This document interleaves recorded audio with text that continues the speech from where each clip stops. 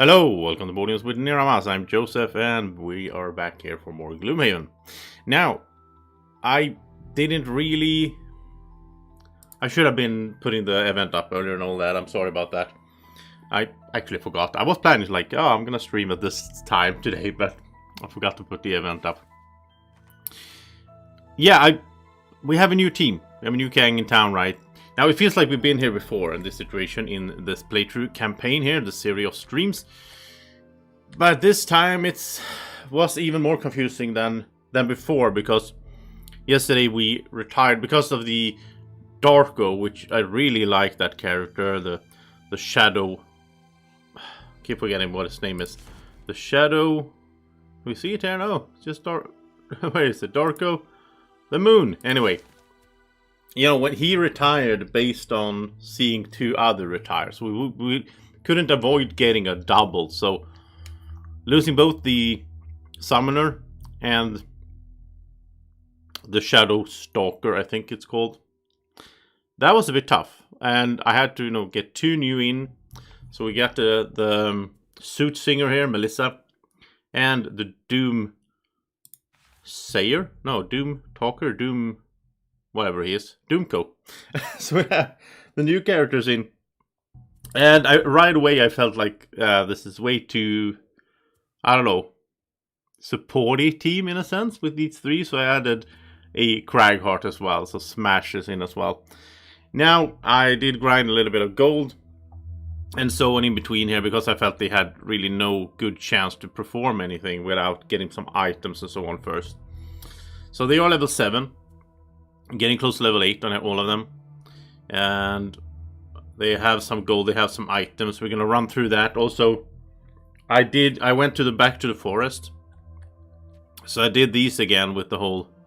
which was kind of weird because, he's here. And then he was also in here running. And then that's the same guy. But I don't know.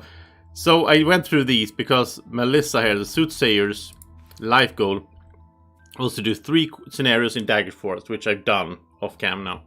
I redone things we already did. That unlocked a new scenario, and we could, we can complete that to retire her, which I don't want to do. But then we have it like here.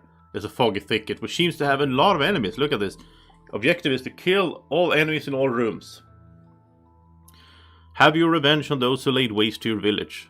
I mean, I assume there might just be like one of each of these, but I don't think I've seen a scenario that has so many different kinds of enemies in the same one. So, but we'll try that later on when we feel like she's been at level 9 a little bit and we get used to her and all that. Because we don't get a new character from retiring her either, we get a new quest.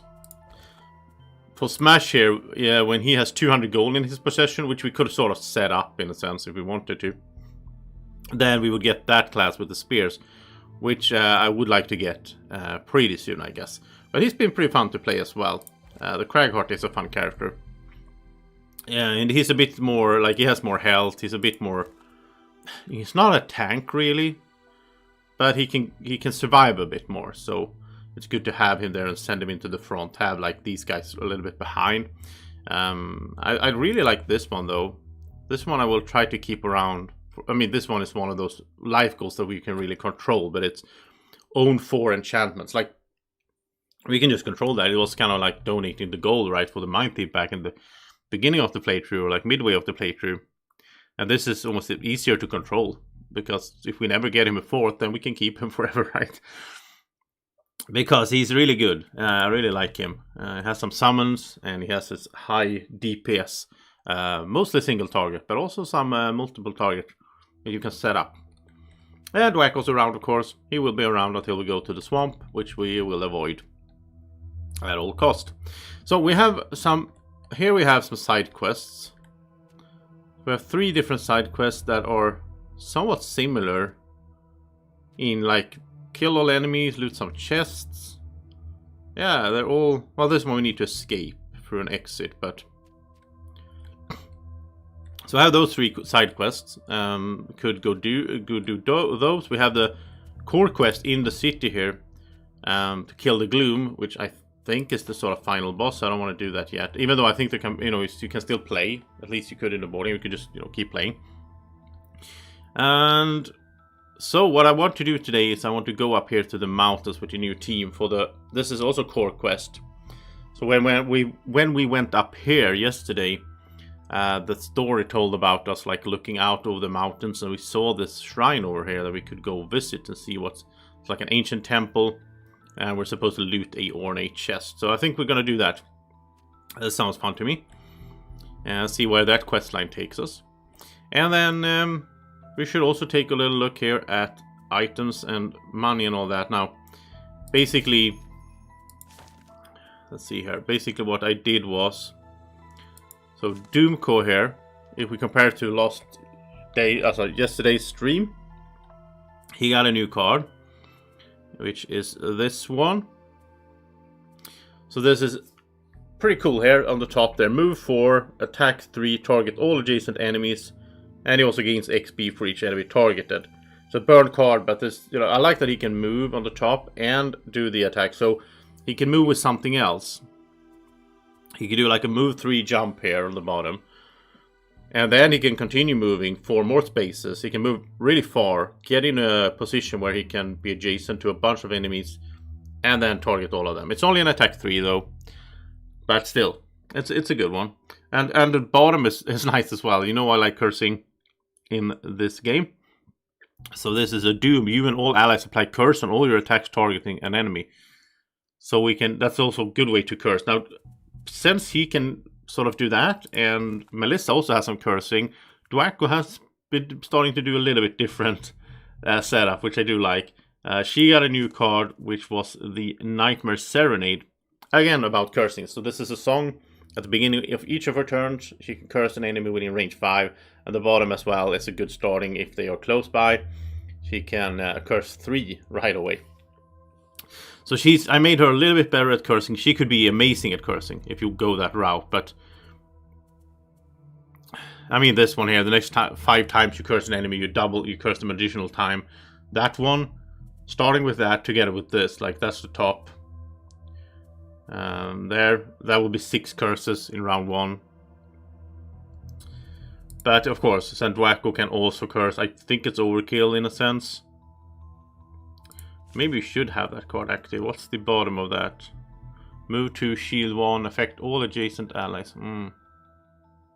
It's a burn card. That's why I don't want it. Like, she is already struggling with cards, because what I've been doing with her is having her get this on, so she can have 2 songs active, which means she has 2 songs plus this card. She has 3 cards in the active area. That's, yeah, it's almost the other way. She needs like more stamina things basically.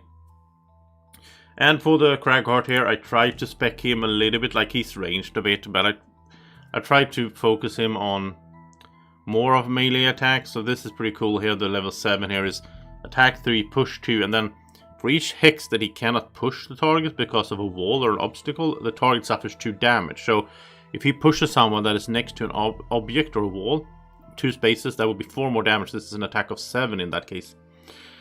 And the bottom here is add +1 attack to all your ranged attacks this round, or +2 if he has the Earth Magic, which does, you know, that plays well with him. He has a few ranged attack here as well. Like that one's ranged, that's ranged. And that's a model AoE. Yeah. So he's tricky though. He's strong. The strong attacks that he has, they also tend to damage allies if allies are in the area or are adjacent. You gotta play him a bit carefully like that. I mean, the fun thing though is there's new synergies that have arisen, right? So by changing your party, by getting a new character into the party, all of a sudden a card that you didn't use that much before maybe becomes way better. So early on, I like to get her singing her song of soothing lullaby. So this means everyone heals except her. Everyone heals for 1 on their self at the start of each of their turns. Because of that, all of a sudden, the card that Dwacko has that I haven't used that much, his level 9 card. I haven't used the top part that much on this one. Curse and wound all allies and enemies. This actually becomes more valuable because, well, you still curse your allies, but it doesn't matter that much if you wound all your allies. because they will all, next turn, it's their turn, they will just heal it automatically. So they do get cursed, but in a situation later on in the scenario where you might have like 8 enemies on the board, and they only have 2 curses in their decks. Curse them all, they go up to 10 instantly, everyone gets wounded, especially against, you know, all these, like, if the small guys that have a lot of armor, right? They all get wounded. Super combo here with her. A lot of interesting combos. For items for Doomko here, it wasn't that easy of a choice for him what to get. I got him the Hawk Helmet. Might change this up later on, I don't know. This is during your ranged attack, add +1 range to your entire attack action. It works kind of well. I mean, it's all about ranged, but he also has one. Let's see, which one is that? He has one that is. There we go. Attack 3, target all enemies within range 3. So adding the helm there makes it up to range 4. Sometimes that could be good. I don't know if there's a better helm for him. Hard to say right now. Armor was the same. I got the studded leather for him. It's a little bit of a protection, right? It doesn't add any minus cards or anything like that, so I thought it was good. Same with tower shields, just a defensive here. Just a shield 2. The bomb is aggressive, of course, I like that, but comfy boots, I like on him. Some healing, scroll of healing, stun powder. It's good for when he does some kind of multiple attack. No, single attack, of course. And stamina pot, and yeah, I don't know. I don't feel like his items are as important as hers, basically, which I'm still working on here. But Cloak of Pockets, she's doing the same setup as the Plague Herald. She has the Spiked Shield, which is a new one. So this is just a shield 1, but it retaliates for 2. So when she gets left behind and somehow some enemies sneak up to her, at least she can retaliate a little bit. Hey, Buster. Yeah, more Gloomhaven today as well. And then Major Stamina Pot. Ring of Haste is really good on her. She got the Falcon figurine. That's also good because she can bless herself when she's doing that. Bless everyone adjacent. If she puts the Falcon figurine out first, she's blessing herself, basically, right? So yeah, I'm not sure about her other hand item. For head, I do want her to have what Dwako has here, the Pendant of Dark Pact. So she can refresh 2 consumed items. This is amazing. Dwako can play the same card 3 times in the first round with this. Which is really, really weird, but also cool. Then, for Smash here, I think I'm pretty happy. I got the Helm of the Mountain. I haven't used this before in the playthrough. This is when attacked, if Earth is strong, immobilize the attacker. So when he gets attacked by... He often has Earth as being strong. He's good at invoking Earth. And then he get attacked by, like, sometimes, 4 or 5 enemies because he's in the front line. They all get immobilized. Next round, he can go early if need be, if he's low on health or whatever, and he can move away. So that he's not there to take, they can't follow him. He also got the Sword Edge armor, which is gain shield 1, retaliate 1 3 times. And he has the perk to ignore the negative effects here.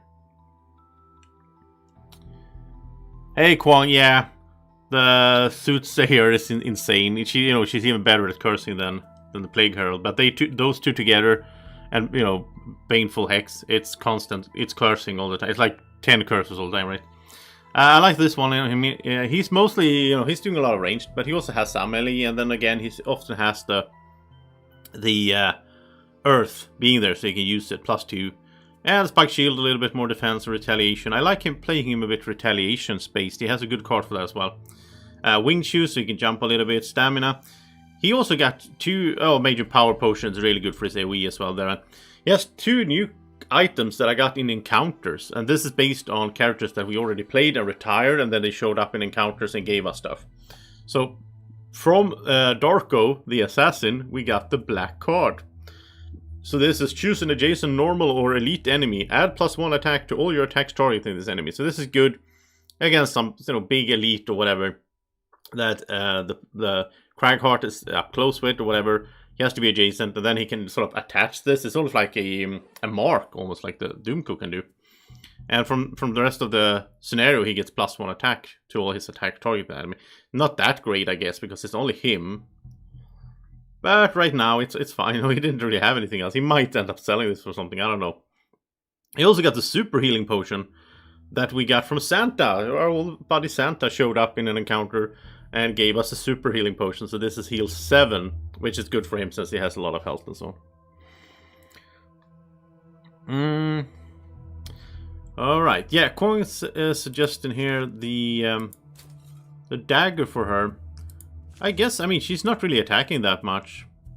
But it is a good idea since, you know, sometimes she's not, like, she can't do a bless, there's no one adjacent or whatever. Doing it, you know, having a dagger so she always does 3 damage. Yeah, also, I'm also thinking, like, I was also thinking about the comfy boots because she has a lot of cards, again, that she might not use for the action. Rocket boots would be cool on the little soothsayer there. Because her best move right now is like move 3.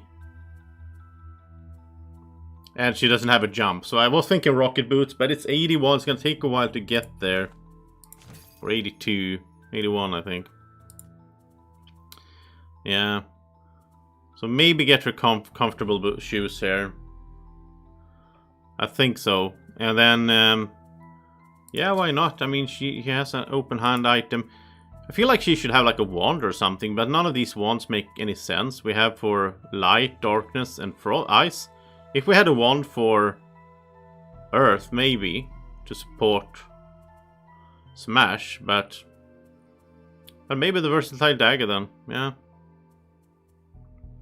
Yeah, we'll see. She needs to get more gold and so on. It's not a bad idea. Okay, you know what? Let's head out. Let's go for some questing up here. Shrine of Strenght. This is part of core quest. Let's go check it out. Nestled in a high valley deep in the Copperneck Mountains, this shrine is not easily found or accessible. But luckily, you know the way. I think we just happened to see this place from... okay, so we're feeling hungry. We see some red berries. We're not gonna eat those. We're gonna keep moving. Boring. I always get the cool encounters when I'm off cam, just grinding gold. Then I get those, like, with the other characters and everything. Wish I could show you those. The shrine lies on the edge of a giant frozen lake, surrounded by ancient, towering trees. Adorning the structure's stone face are innumerable symbols of power and strength, but you cannot determine whether the shrine was dedicated to some specific entity, or simply to the general concept of strength. You enter through the large stone doors, hoping to find something within that increases your own power. As you walk along the entryway, you see a number of runic inscriptions carved into the walls. They're hard to make out, but you believe they profess an ideology of strength begets strength. In order to increase one's own strength, one must first demonstrate strength. You open the next set of doors and come face to face with that ideology in practice. A powerful savas materializes in front of you and wordlessly begins to channel a destructive force in your direction. You will need to prove yourself to get at whatever is in this temple. Savas are annoying. Yeah, a lot of strong enemies in here. So sadly he has all the perks already, so yeah, all the cursing. Yeah, Kwong, it's amazing. I think, you know, keep the curses up at a maximum. I almost wish they had like a little meter telling me like, oh, now it's at the maximum, stop cursing. Okay, so Doomko here, be the first to kill or kill 3 or fewer. I think we'll go for be the first to kill. He usually kills more than that. This is hard though for her. Kill a monster, causing 4 more points of damage to it than necessary. That's hard for her to pull off. Or cause a trap to be sprung. It's also hard. I think we'll go with this, and maybe the summon will be on 1 HP and she can do 5 damage. Maybe. Well, smash here, have 3 or fewer total cards in your hand and discard at the end of the scenario, or allow none of your allies to become exhausted. I think we'll go for this. There is a risk that she will become exhausted. That's my experience from just doing the grinding in the forest and all that. That she can do a lot of good stuff while she's there, but she only has 9 cards and she's using them up and so on. I almost wish we had Santa to help her out. Just give her a bunch of med packs. That would have been helpful. Okay, so we need to loot the chest. The single doors. The single doors? Okay. Leading from the central room. Yeah. Will open when the pressure plate in the central room is activated. The double doors will only open once all pressure plates in the rooms behind the single doors have been activated simultaneously. Okay. So if I understand this correctly, in here there will be doors to these two rooms on the sides.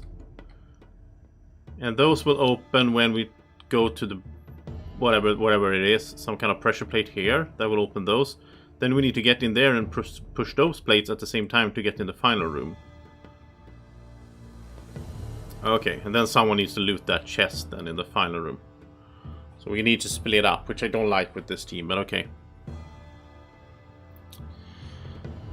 And we start off with some stone golems and a lot of obstacles. Now, Craghart can do some things with obstacles, but I don't really enjoy that part of him that much. Because it is tricky to... Like, he's burning cards a lot. First time I played Craghart now in this playthrough, I realized that his starting deck, sort of, is like almost every card is burning. So I have changed him up a bit, so I want him to survive longer.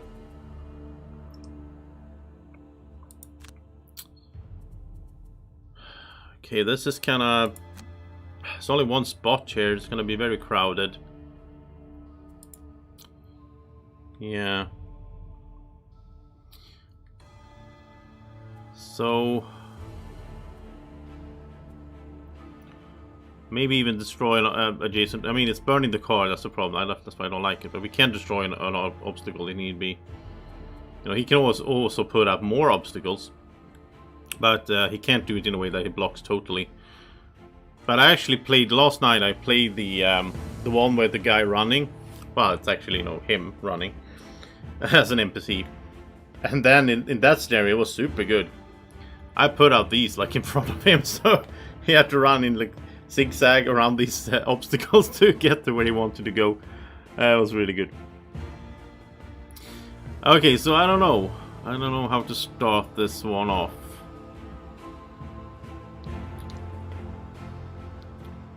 I think we'll go with like retaliate one here. I'm gonna go like have Craghart go into the middle there. We can't put him in a good circle, but I think we'll still do the bless. And I think we'll combine it with the curse here. For her. And over here I like this one. They suffer 2 damage at the start of each turn. I like this doom. It's very good. And also if he's doing this, he gets +2 if the target is doomed. So he can do that like 1, 2. Which I think is pretty sweet, right? So let's go with that. See what... Oh, they're just gonna retaliate. Range 3 though. So he gets 1 chance.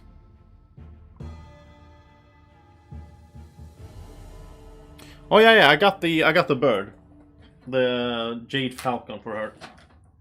So she can summon because she has a good modifier deck, yeah. And also she can bless herself that way. Which I'll do right away here, but okay, so let's put this out here on one of these. The Ice Storm Elite there is nasty. Oh well. Let's put it on one of these. There's the Doom. He also has a card, so when the target dies, the Doom can jump to a nearby enemy. But they have 12 health, they're not going to die quickly. He will have time to put that on, because I like that, then he can jump around. He also has one that gives 2 pierce, which could be good against these guys, but I almost think it's even better to have, like, they take damage at the start of the turn. Let's attack this one, and let's also stun it, why not?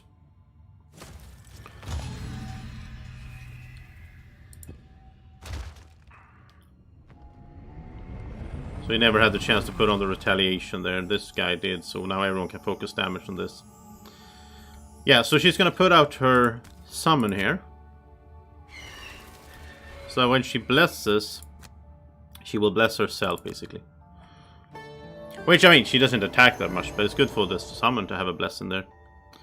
And then she can... Now they are going to retaliate, but yeah, it is what it is. She's gonna double curse here.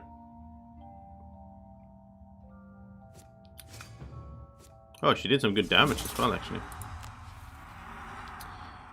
And she can do her bottom thing here as well, but I don't think we need to right now. So I think that's fine. Cragheart is going to move. Now they're not going to attack, so the retaliation here doesn't matter as much. Yeah, and Race to the Grave, the one that he takes 2 damage at the start of each turn. That is so good because, you know, again, it ignores armor. Like against the forest teams or whatever, they only have like 6 health or something. It's amazing. It's like a super wound. I mean, you know, even if you can get it together with another wound, that's like 3 damage every time they start their turn, right? I don't like that the retaliation is on, but it's not a big deal because we will have ways to heal here soon.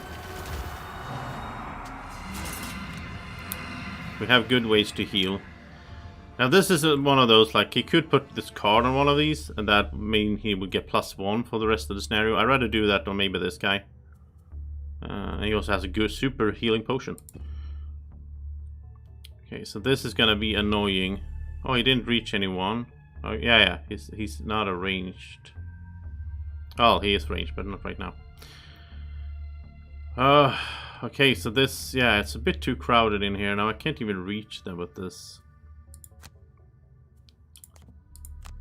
I should have planned for that. Now he can't even reach here with this. So sadly, Plague Herald will not get to showcase his super first turn that he can do. Where he can play the same card 3 times in the same turn and give them 6 curses. Because he can do Ring of Haste, he can do Major Stamina, he can do the Pendant of Dark Pacts, pick both of them up again, and then he can Stamina again, and then he can do Ring of Haste again. And it's insane. But let's get the bird out here. He could make them move, I guess. He could make... Yeah, but it's... I don't know. I think we'll just aim to kill these guys. We'll save some good items for later. It's gonna be needed. So he needs to get flying in this room, I think, because it's so hard to move around. I also like him healing a little bit here, because everyone took a bit of damage there. I could do... Maybe should destroy an obstacle, actually, because it's so hard to move around in here. I like that as well, the retaliation. On your next 6 melee attacks targeting, you gain retaliation 2. And as we know, retaliation doesn't care about shields and modified X and all that, so that's good, right? Now let's get her healing song up. This is amazing. I mean, when we had Santa, I was so impressed with his ability to remove 1 negative condition on someone every round. This is healing everyone for 1 every round. So like, it's so good. Let's get it going. And then she can make them attack each other as well, which is a fun thing there. So that's a way for her to do some damage as well.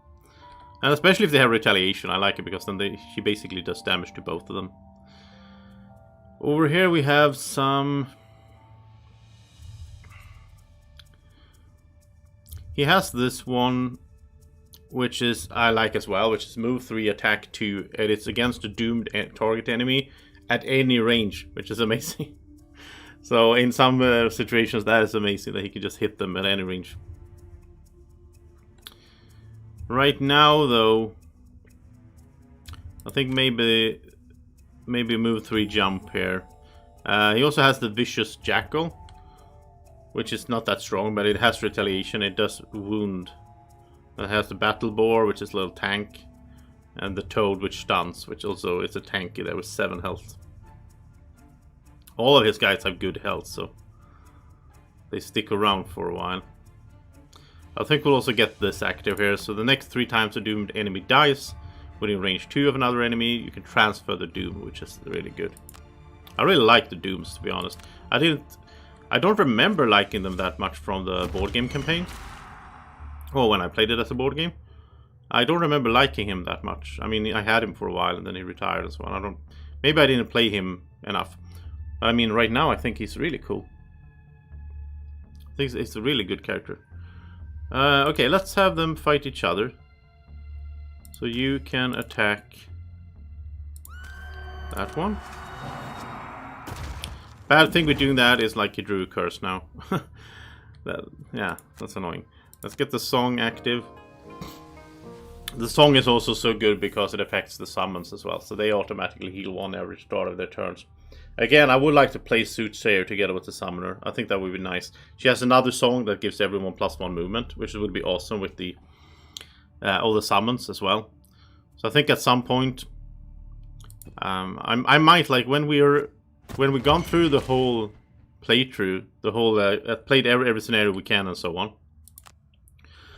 I might put together a dream team.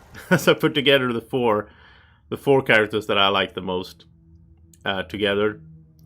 Like start 4 new, just put them together. At that stage they can probably start level 7 or whatever, level 8 with Gloomhaven. And just go around a little bit with that because it could be fun. So, you know, I'm thinking about that. Okay, so let's get flying in here. And then we can do some healing as well, since they took some damage here initially. And I think we'll save all the good items. It's always tempting to use this stuff, but... And let's destroy this obstacle here, so it's easier for the other ones to move as well. And that's an attack there on that guy. Oh, that's a doubler, okay. Yeah, that opened up a little bit. And let's get this retaliation going. So that's going to be helpful. Hey, Lister. Oh no, it killed the bird right away. Both the birds, okay. Oh well.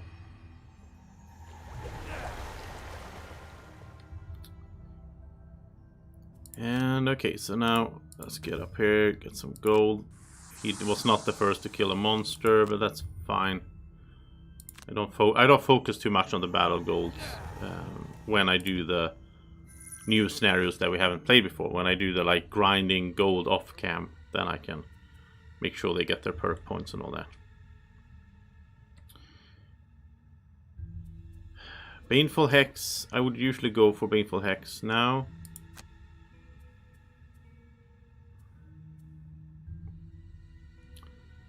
Yeah, let's do it that way now. So he will be dead. We need to get up and start smashing this really annoying guy up there. So I think maybe a move with the jump here. 1, 2, 3, yeah.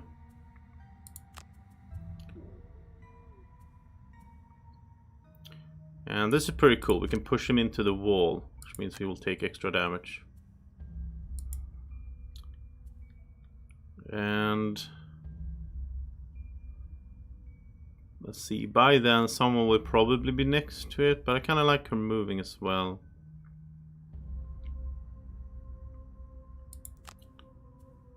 She can strengthen everyone, that's good.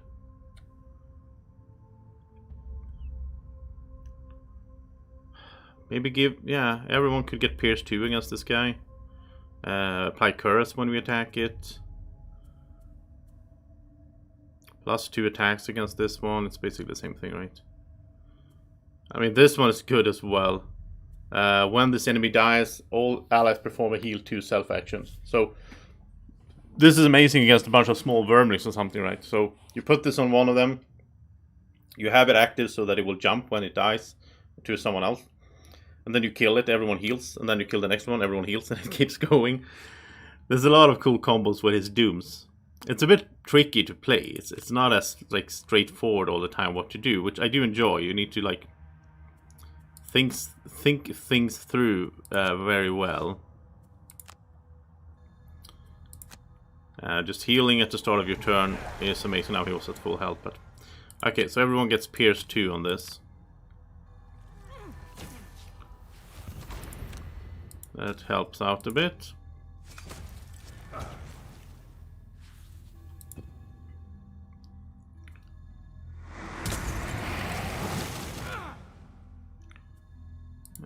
Can use the...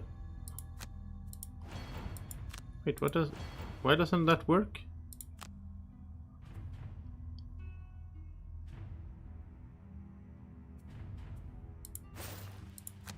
That's confusing. Why doesn't it show that he doesn't take the 2 damage if he uses the shield? I don't get that. Oh, you must use the studded leather first. Okay. Yeah, it says on the next attacks. Yeah, you don't have a choice.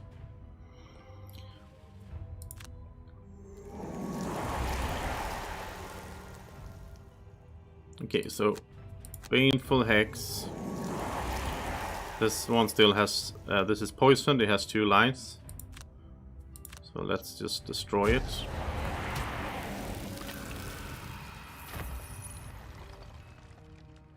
Oh, he had piercing. Oh yeah, okay. So the shield didn't matter. Okay, now I see. There you go. Okay, so this is gonna be fun. We're gonna jump over here. I like him having the boots there. And then attack 3. We can add +2 because we have the earth. So it's an attack of 5.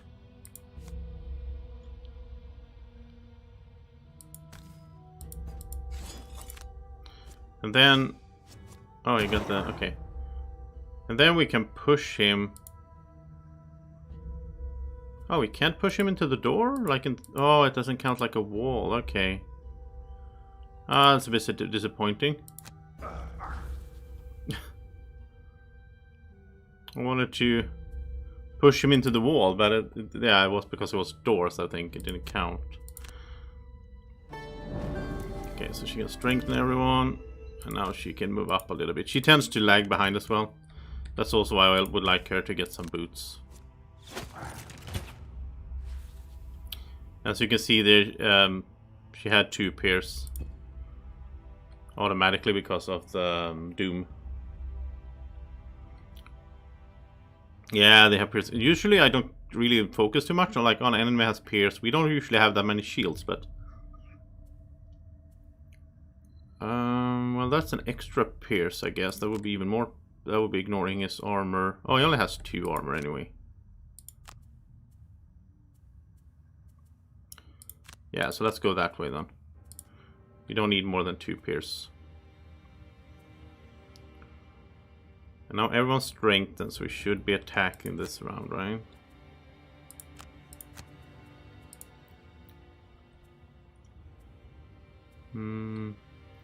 Her top here is amazing. Stun everyone within range 3. It's a burn card, but that could be so helpful in some occasions, right? Yeah, I think she will just... she can move up and disarm, I guess. That could actually be helpful. She can go so early as well with the 5 there. I think that's almost guaranteed. I think that's guaranteed to be first. I think we're gonna get the giant toad out. It's kind of fun as well. The toad is really slow, right? But she has a card to make someone move 5 spaces. So she can help out get the toad up and ready. And again, that's why I would like her together with the summoner. That would be sweet. Okay, he's gonna summon Wind Demon, so disarm doesn't matter then. Disarm does not matter. Just for good measure, but I think we can block the spaces so he can't summon anyway. Oh, she almost killed him. With a little, she hit him with the with the guitar or whatever. That's pretty funny. Smack him with the guitar. You don't need to heal, buddy, but you will probably kill him here, right? Yeah.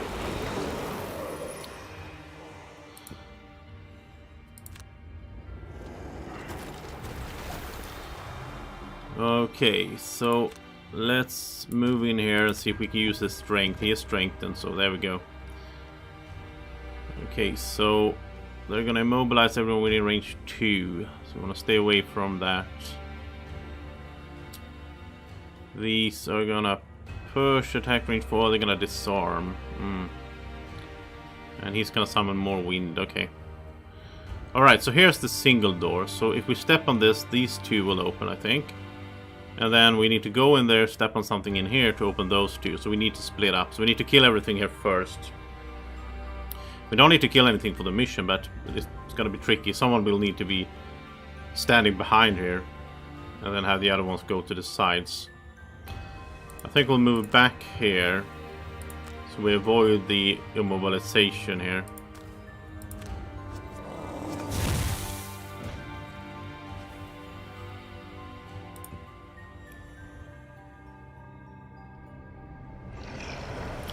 And yeah, he was gonna heal himself because there was wind, right?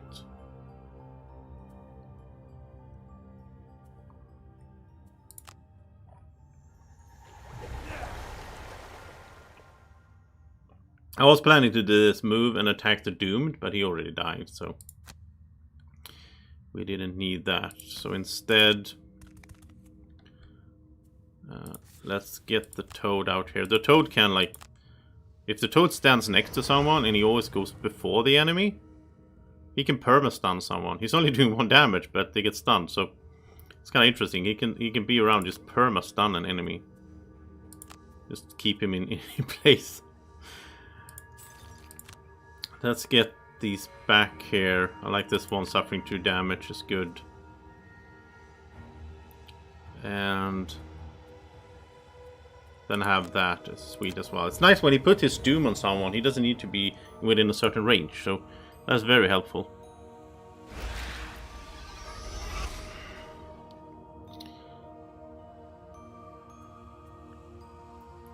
Let's poison everyone in there, I think. You need more curses. I talked about the curses earlier and now I haven't really lived up to that. They have 5. They should have more. Okay, we could create obstacle and all that. It's just that it makes it harder for everyone else to move as well. But maybe we could do it in the middle of the room, I guess.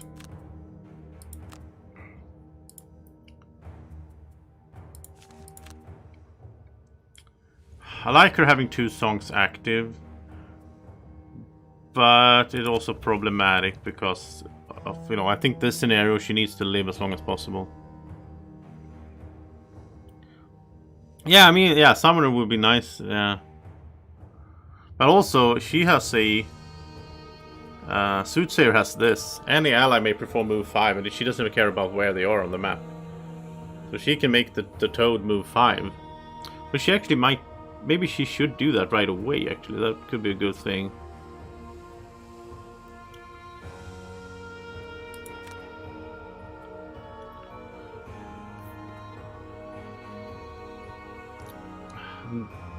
She could also make them attack each other, which I do like. Because these guys have retaliate. So the one attacking the other one will get retaliated, which is fun. And I want that one, but he's not close enough. Well, I mean, he can put it on here. The question is if he can do anything with the top. Oh, he can make... Yeah, he can do this. So he can make the... But the Toad is going to act before him. He's not going to be there anymore. That's the thing. So he could get the Jackal out, maybe. It's not bad. Oh, the Toad didn't move? Oh, he couldn't move. Okay, then he's still there. Yeah, he tends to go early. I do like that. Now let's get this on here so that it starts taking damage on its own. And let's get the Jackal out here. It's going to be a bit crowded for it to move around, but later on it will show up. We'll see what they do as well here. Oh, they're gonna go invisible. Okay. That's not great.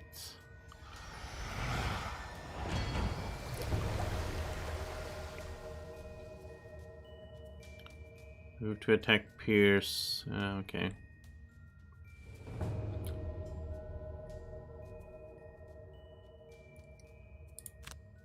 Oh, she can't. Oh, she can't see them. Okay.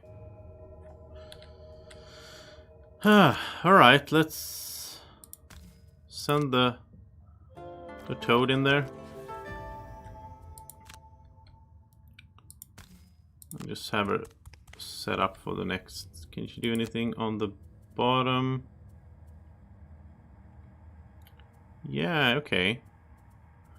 This is not bad. She can make the toad attack as well. So it will stun that one. Wow, it did 5 damage? Oh yeah, this was an attack of 4. Yeah, of course. It wasn't his normal attack. That's amazing. So basically on her turn, she just moved the toad up there. Did 5 damage and stun. That's not a bad result for a little suit singer. She sang to the toad, got him inspired. I like that. I don't know if I want to do this. Like, it will clog up the room. We need to access the pressure plate. No, I don't like that idea.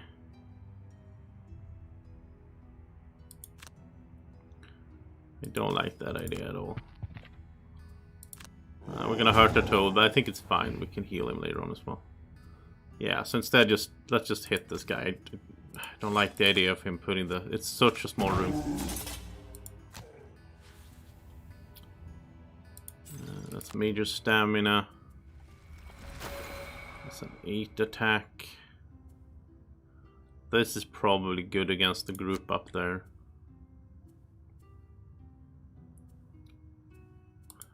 We'll take those.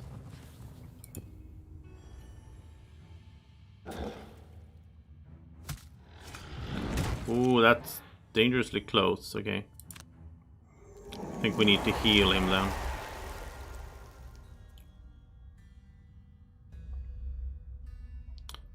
I mean, we can't reach these guys now since they're invisible. That's problematic.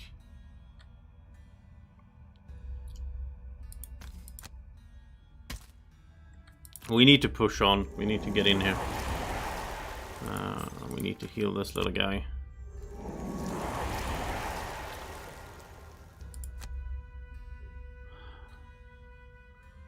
It's very annoying that they went invisible.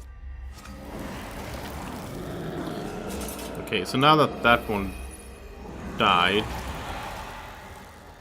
now we can transfer the doom to someone else. So we can transfer it over to this one. So now he will take 2 damage at the start of his turn. I like that one. Yeah, the solo scenarios are not in the digital game. I think it's a bit weird. I guess they were not a like official base game. I think they were some kind of Kickstarter extra, right, or something like that. I did play them all. Well, not all, but with the characters that I used.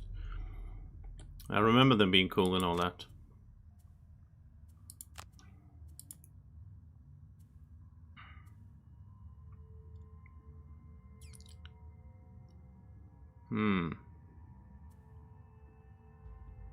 Now this is good as well. Any one ally performs an attack 5. But then they need to be next to them, obviously.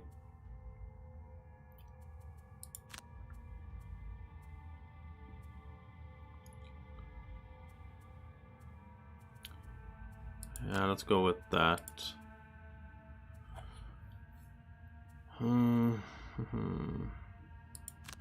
Okay, that's good. I don't want him to do more summons now, because he will, yeah. I don't want him to burn too many cards. I think this is gonna be a bit tricky. When we have to kill these first, this will take a little while. Then we have to do this whole thing. So that could, I mean, and these guys are invisible. That's, otherwise I would do this AoE, but right now it doesn't feel worth it. So I don't want to go on the pressure plate because then probably more enemies will spawn from over here. We'll do it like something like this. I mean, probably we'll probably have her go on the pressure plate here and have the other ones ready to start going to the sides once this is cleared, so she can stay in here without any real risk, right?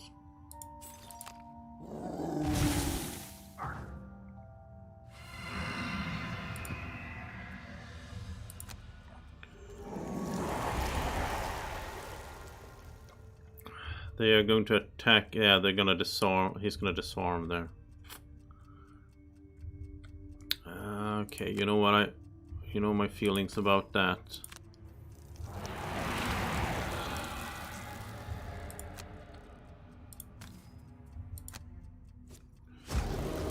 I think it's also a little bit silly in this game how the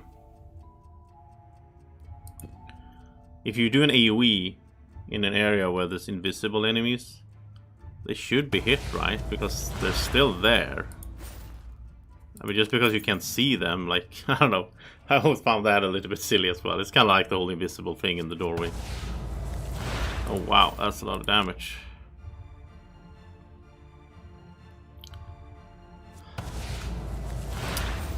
Ah, this is bad. This is bad. Now he has a good healing pot, so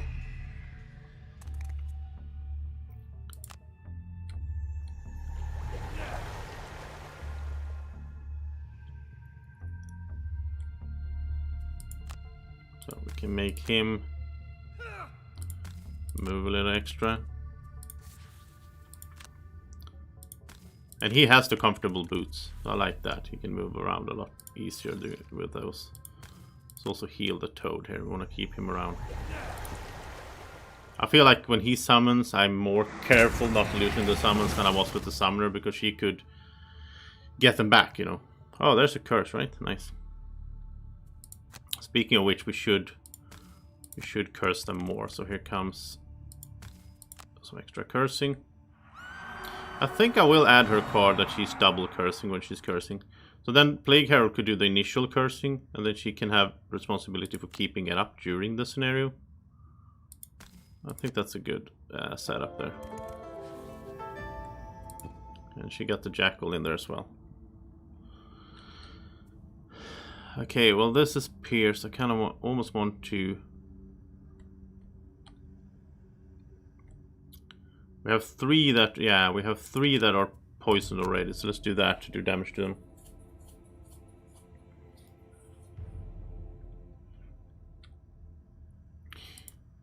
Yeah, I agree. I mean, his AoEs, there should be like, you know, like you say, true damage. Like there should be some effects that ignore invisibility, and so on. He has a card. Doomstalker has a card that is like people, they can't go invisible or whatever. Feels very situational though. That's just how often do we need that? But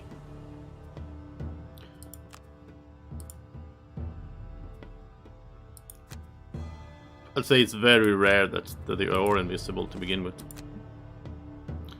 Let's see, are they doing it again? I hope not. Oh, they're gonna disarm. Yeah.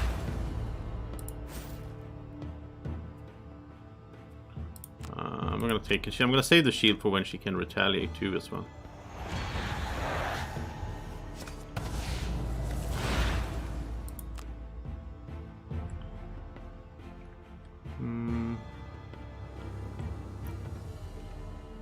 Okay, let's triple curse here.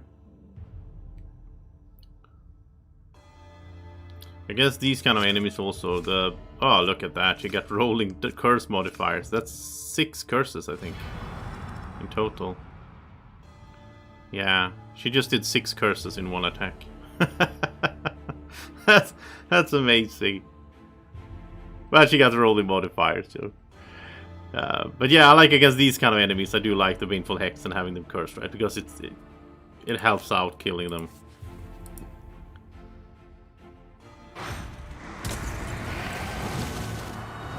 Wow, it's taking way too much damage over there, but that guy is wounded, so he is gone. He only has 1 health left, so we don't need to worry about him. And you know, they already acted. I was thinking he'd retaliate since he's disarmed. He can't really do anything, but yeah. Let's just have him go near them here. We can ignore retaliation. There's another stun. Like, this guy just keeps them perma-stunned. It's so good. And he wounds. So this team, 1 stunner, 1 wounder. I like that. The Jackal and the Toad.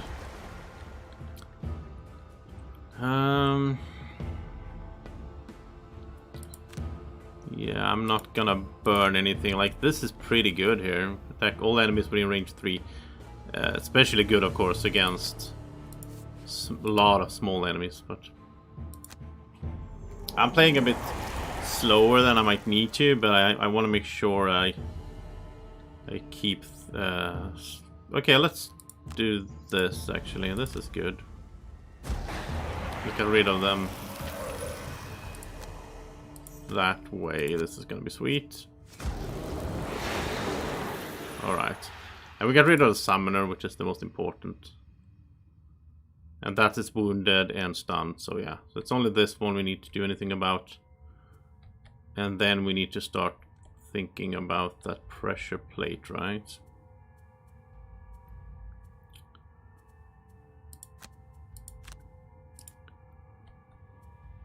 And he should actually heal himself. Yeah.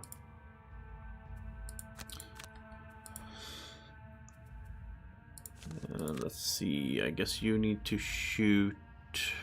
It's a good move card, though.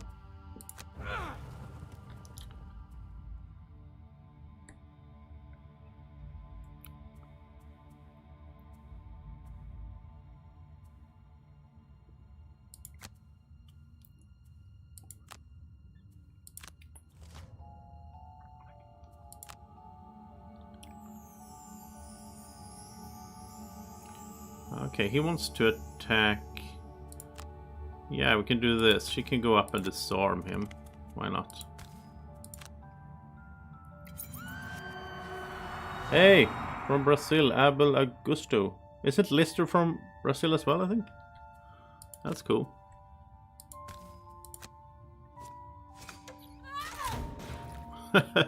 She tried. Little attack there.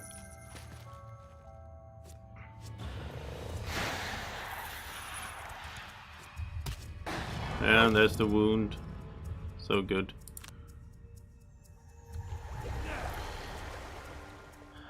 So we're gonna stand... Yeah, I want her to stand on the pressure plate, because she has a bunch of effects, like strengthen everyone. She can do that from there, even if we are far away. So it makes most sense to have her lag behind. The other guys are needed to do good damage and all that, so...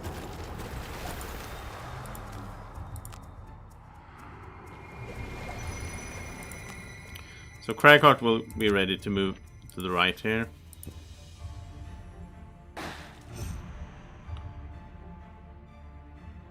And then we'll have Plague Herald go to the left, I think. And then I don't know.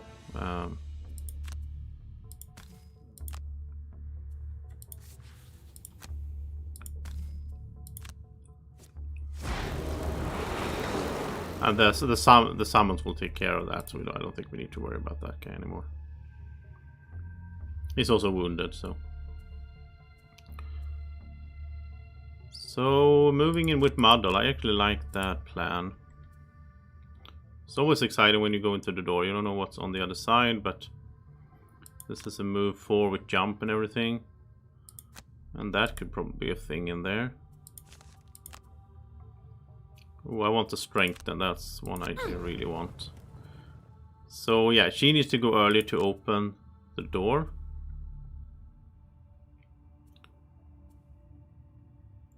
And let's strengthen then. That's a good idea. I think he will have a move 5. I kind of want him to go late so we can see where he should go.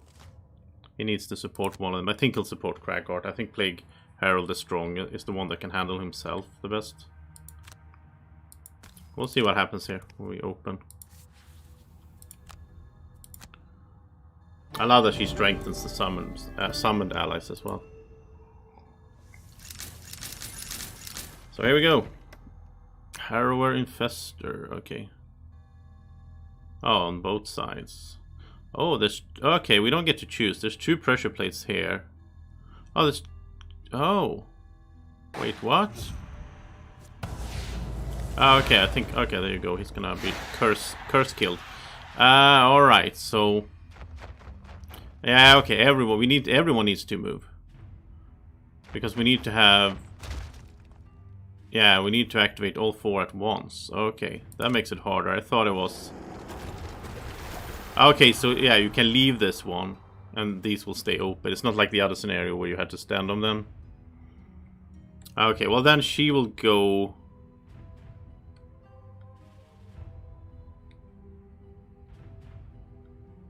Well, actually, we could just fight them. We could just let them come, I guess, and then go... Yeah. Okay, let's do this now. This is a good spot here. Everyone adjacent. Well, he will do his little jump. And... Jump. There you go. We can put this card on this one here. Then let's do some... That's 6 damage traps as well. Yeah, there's a lot of stuff in the way here to get over there. Let's do this.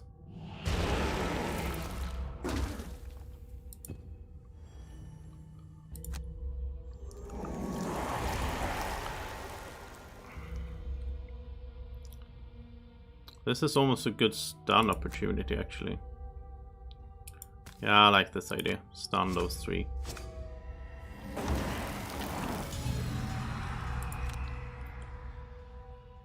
Then you can heal a little bit. Yeah, we don't really need that, but... Still haven't used his whole combo with the bottom and everything. I guess we'll do that after he rests him. With the ring and all that. Oh, the summons are splitting up. That's good. Yeah, I think she can go once the... I think she can move now. I thought at first it was that she had to stay there, but...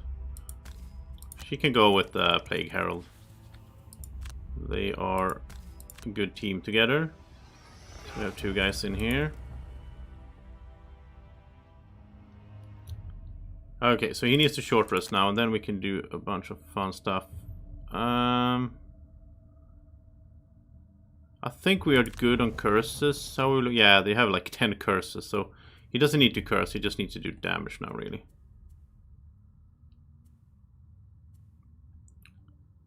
So if he moves, let's see.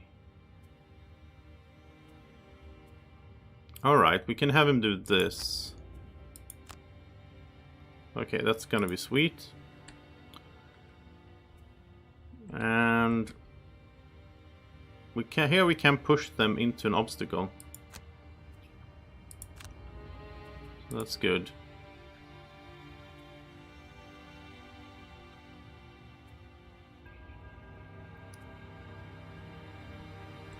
And she can help, yeah, she can help the toad move.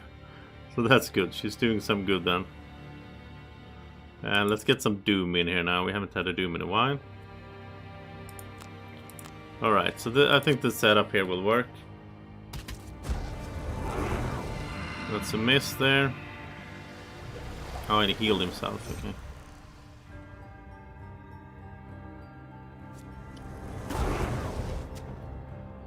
Now we use the spike shield so we get some retaliation going. Annoying that they heal themselves, but... Oh, the jackal guy got killed by retaliation. Yeah, they retaliate 3. That's pretty nasty. Okay. Alright, so let's doom. We still have some move. Yeah, they can. It can still jump 1 time. So if we don't want to go for this because he will die last. Probably go for. Let's see, he hasn't act. Yeah, let's go for this guy. So when he dies, we can make a jump over to the big guy, and we can make him attack. Problem is the retaliation, but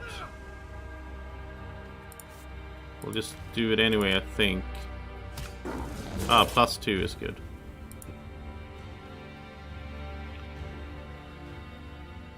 Okay, so let's help the toad to move a little bit. And then she can move 3. And no one to disarm, obviously.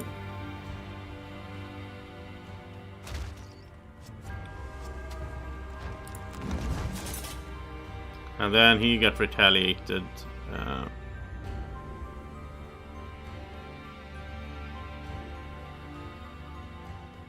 Yeah. He's down to 3, which means I almost... well, it doesn't burn the card, I guess. Yeah, this doesn't burn the card, so we can do it. We can hit him, and now we're gonna... Oh, we can't push him? You cannot push the target because of wall of obstacle. That's the situation, right? Then you should take more damage. Huh? No? That's weird. I never got this to work. For each hex you cannot push the target because of a wall or obstacle. The target suffers 2 damage, you gain an XP. That was the case now. Maybe I needed to click the wall or something? I don't know. Okay, so he's going to move in here.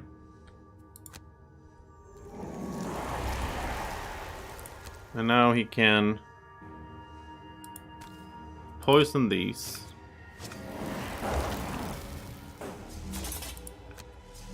Oh, that was stupid to go close to them. Okay. Then we can do Ring of Haste. We can do Mass Extinction. Great Wind. There we go. They're too far away from the Doom Compass to go into the traps. That would have been nice. Then he can Major Stamina. Get that back. Then he can Pendant of Dark Pacts. Get Ring of Haste back. And Stamina. Ah, okay, so I could have clicked the obstacle, I guess. And then he can Ring of Haste again. And do Mass Extinction again. It's so nice how he can just spin these with these items. I love that.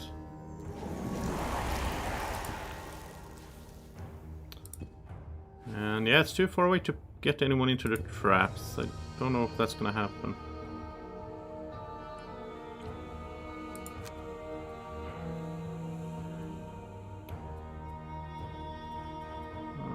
We're gonna do maybe move for some more damage, yeah. He can fly, of course, it's not a big deal, but... okay. So this guy's gonna take 2 on his turn, so he's gonna die. Anyway.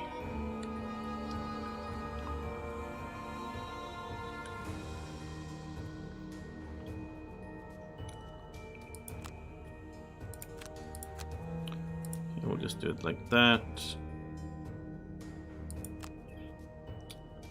They haven't really used their curses. You need to use your curses, guys. That's why I gave it to them.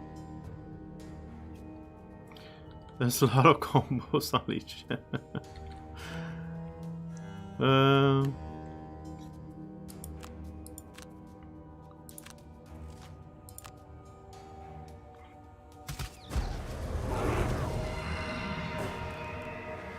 So Baneful Hex is doing its thing. Not there though.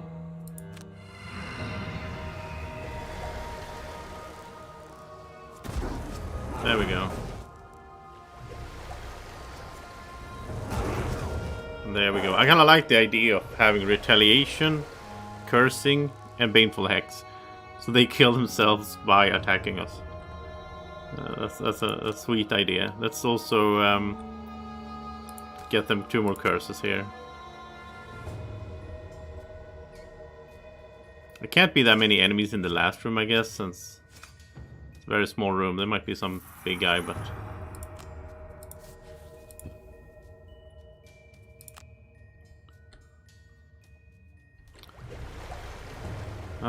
okay, so I was thinking he was just gonna heal the pig here, Pumbaa. He needs some healing. And he's not gonna get attacked now anyway, now. There's the stun.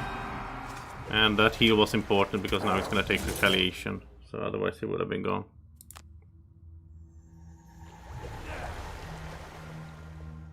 I think we'll do this now. Or are we? Don't like the idea of burning cards if we don't need to, right?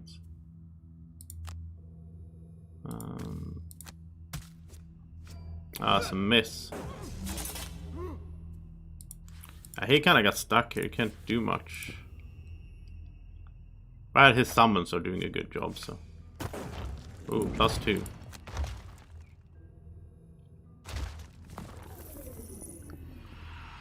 Okay, let's transfer the Doom over to this one then.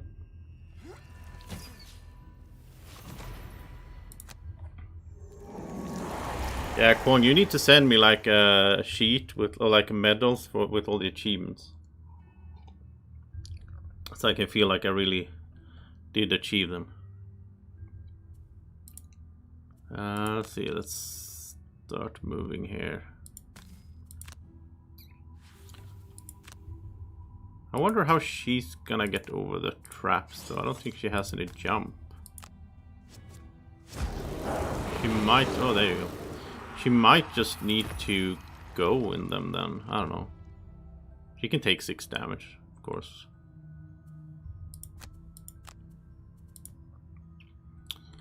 It's like Plague Herald is almost done over here, almost by its own, and he's a bit quicker than these guys.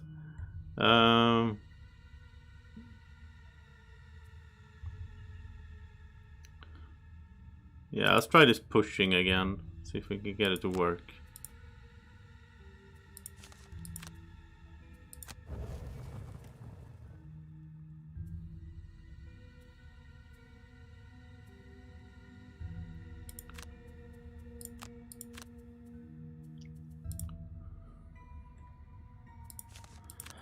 He needs to do some damage. He hasn't really done much so far. Well, that's good against the...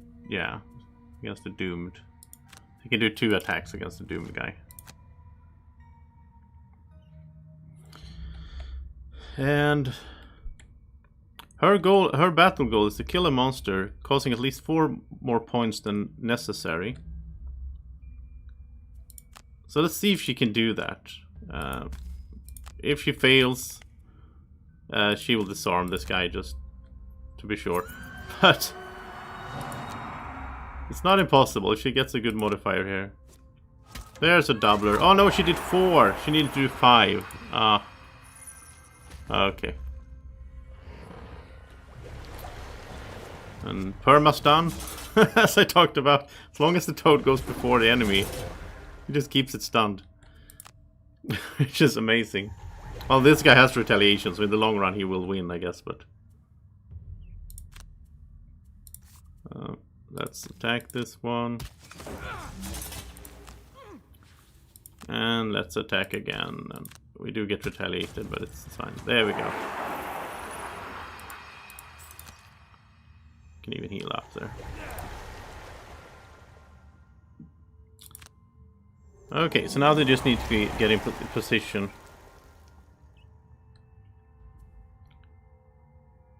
Which she can't. It's too far away. Huh. Oh well. He can go flying above the trap.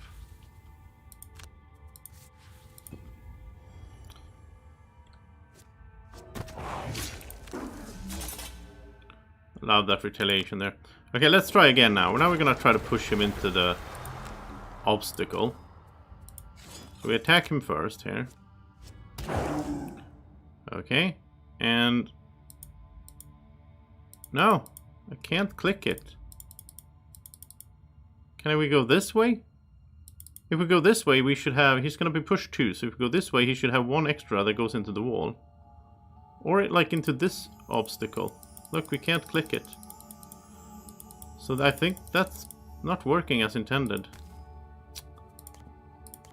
And that makes that card way worse in that case.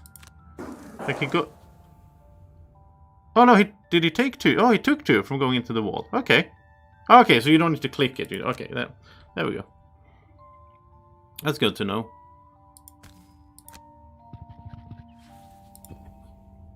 It's just weird though. It would have been better if you could mark it so you see clearly what you're doing.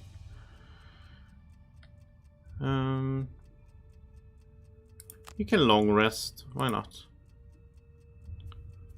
I mean, she's gonna be slow to get down here.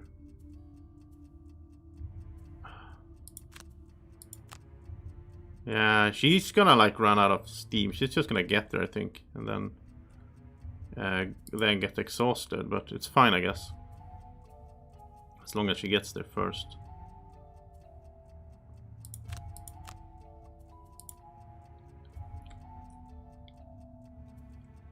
And he doesn't have his boots.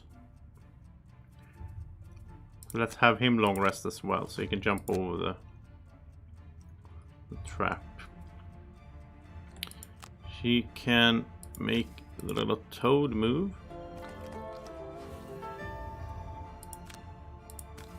Yeah, she needs comfortable boots, I think.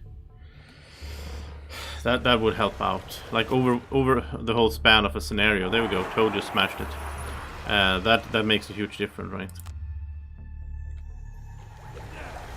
And he had the dagger as well, so she can do small attacks. Like, I like both of those ideas. Does he have... He has a jump, right? No, he already burnt that. Yeah, he burnt that. Okay, so he needs to move... He needs to move into the trap then. Which is fine, I mean... Yeah, they're also healing every turn, so... Okay, so Cragheart needs his movement card. Skip that then.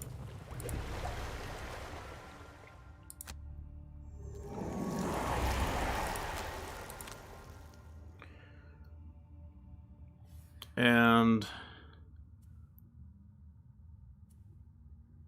I think we'll get rid of that one.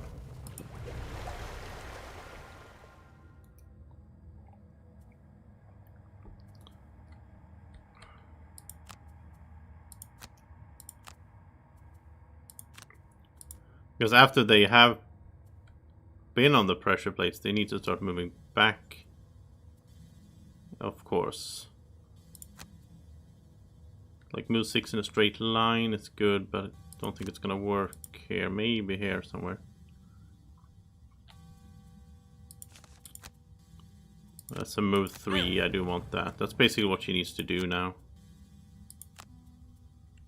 Oh, she can make someone move 5, of course.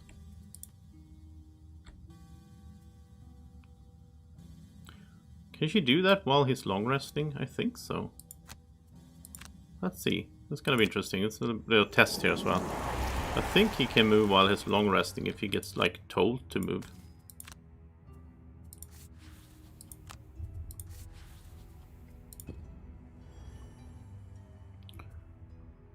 So he's long resting, but if she tells him to move... Yeah, okay. Nice. And then she can get into position.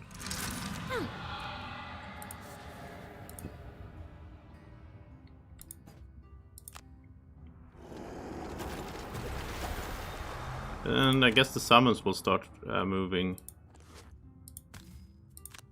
towards the door then.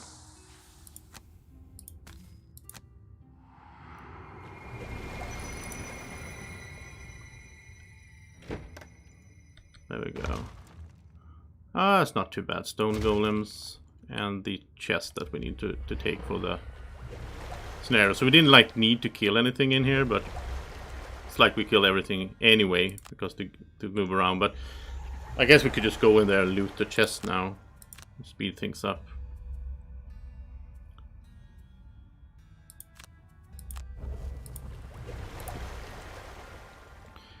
And of course just one guy needs to get in there, so it shouldn't be a problem. And you all know who's that gonna be. It's like a race now, who can get to the... Who can get there the quickest. It's not a straight line, that's the problem. Well, it's not gonna be her. Right. You can do 5, right? Yeah. Oh, he can do 4 on top as well. Oh, he might be there first. We'll see. Well, that's the summons fight.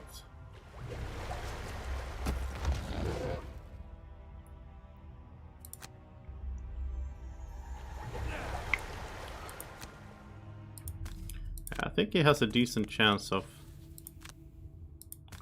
being the quickest with that card there.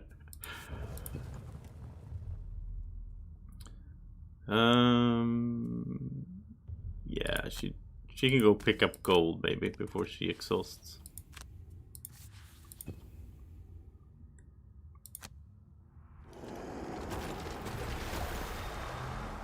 Okay, here we go. 6 movement at least.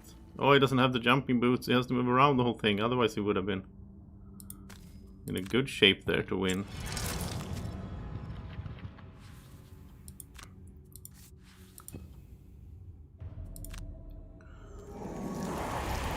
Playgirl has good move on this on the bottom here, but he can't move with the top part of the card, so.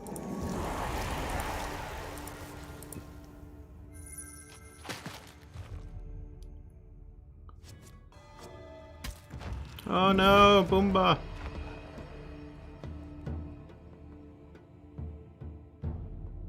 Okay, short rest. It's fine. He doesn't have his 5 move anymore.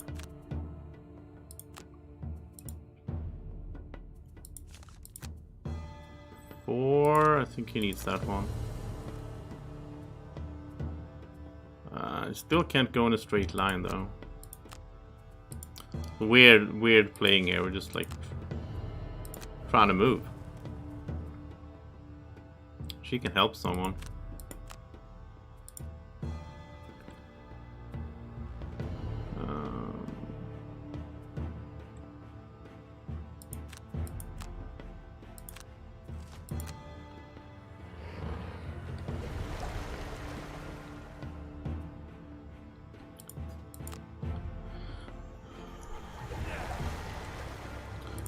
Like he can doom this guy.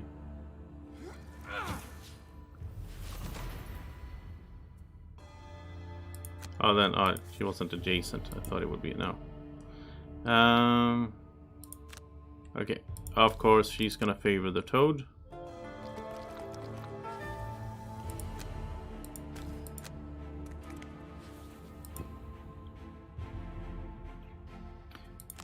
Yeah, they are more or less. They are all ranged, which I do like. Oh, we didn't have any. Oh, cards. I really like that. But they.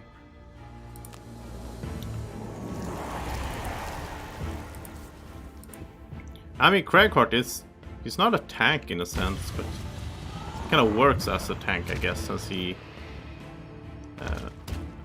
can take a beating.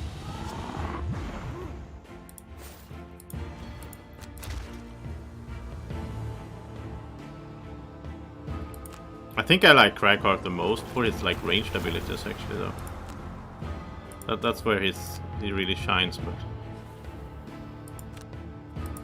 a lot of his strong melee attacks are just burning the card, so try to avoid that a little bit, but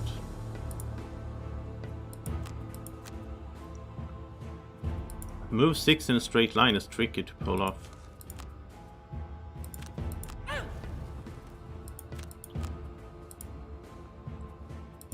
Oh, last turn of the Doom Stalker as well. It's a good thing we don't need to kill these guys.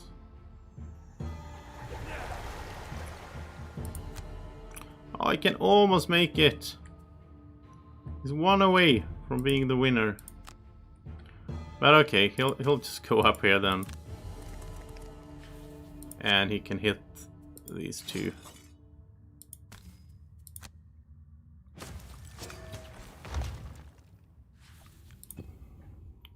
That didn't do much. And let's have him do 5 movement here.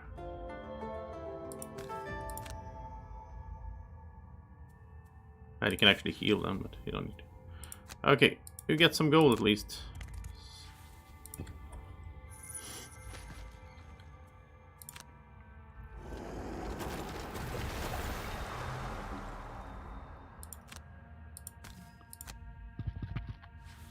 Oh, this is fun. Now we can...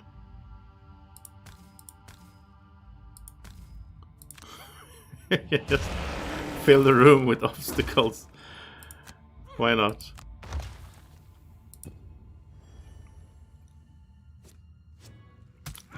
Oh, where's the curses? They still have like 8 curses.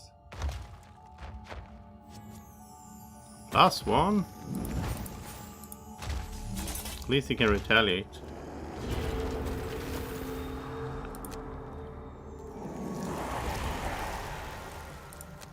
And there we go. No need to prolong this.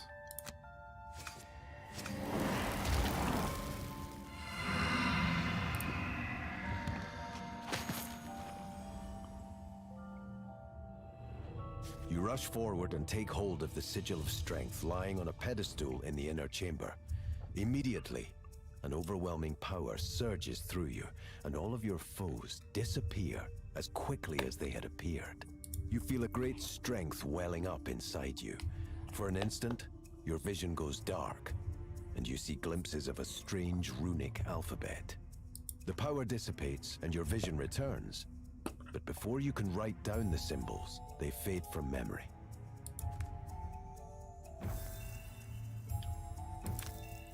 A new perk here for...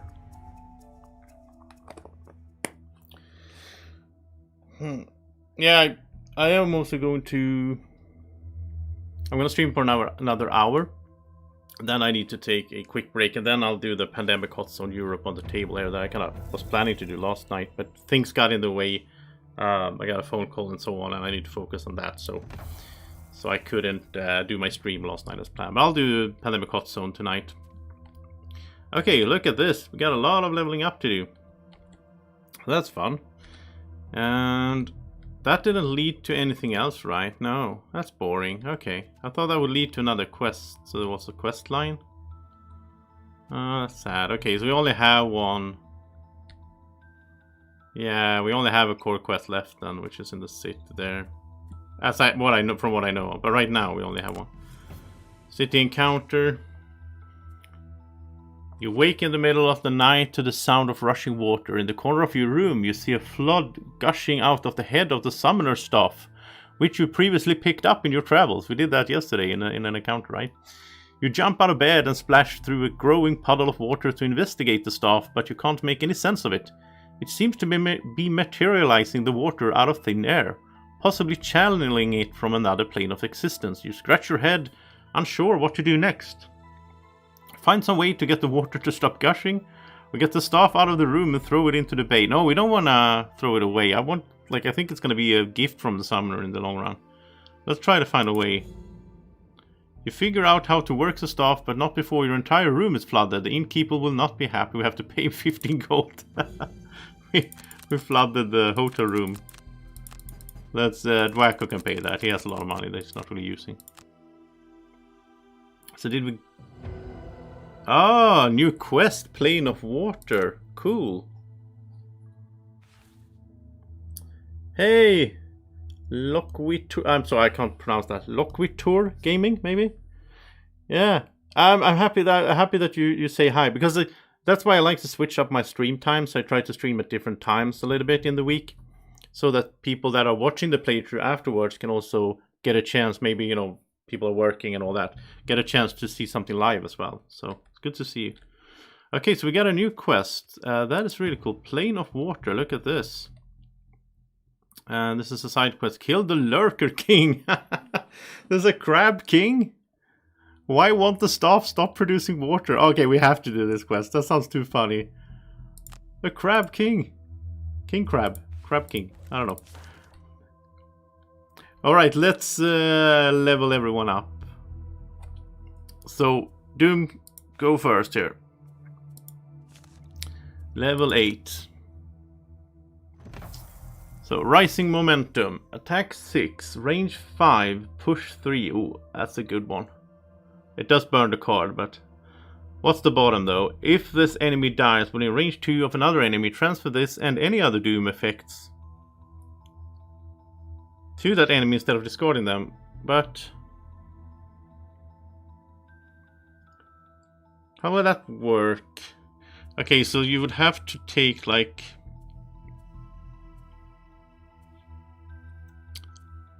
huh, that's tricky.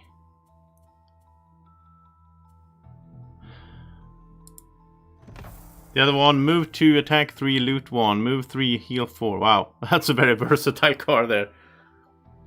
I kinda like that one. I'm thinking about this, how would you make that work? Like... You would have to have this, otherwise it's no point to have it. You have to have this into place, so you have 2 Dooms active on the same target. Then you have like the Doom, like this one, they take 2 damage at the start of each turn. Then you put on the Rising Momentum as well, so they have 2 Dooms. When they die, Rising Momentum will move Race to the Grave to another enemy. And itself as well. That's pretty cool though, I kinda like the Doom thing. I mean, yeah, it's pretty cool though, but it's gonna take some setting up to do. It's gonna be very situational. I'm gonna go the easier route for my brain, and since I'm playing 4 characters, I'll do this one. This is more straightforward, and I like that he can move on the top. And a little loot in there as well, that could be helpful for him to get more gold, so... yeah, but I see the combo there. It's kind of like the thing, exactly the thing as the augment with the Mind Thief, that he can have 2 augments at the same time and all that. Yeah. But then, I mean, to get this going, we would need to get to level 9 and take the other card that we didn't take, and then not take the level 9 cards, which that would be, you know, heresy. You have to get the level 9 card. Speaking of which, I think it's time to remove one of these Dooms. I think he has too many Dooms. I think he also might have... yeah, I think he has too many summons as well. Because again, it binds the card. So the bottom here, add +2 attack. It's good, right? But I think the Jackal isn't that great. He's only moving 2. He's wounding, which is good, I guess. But yeah, we'll swap there. Over here,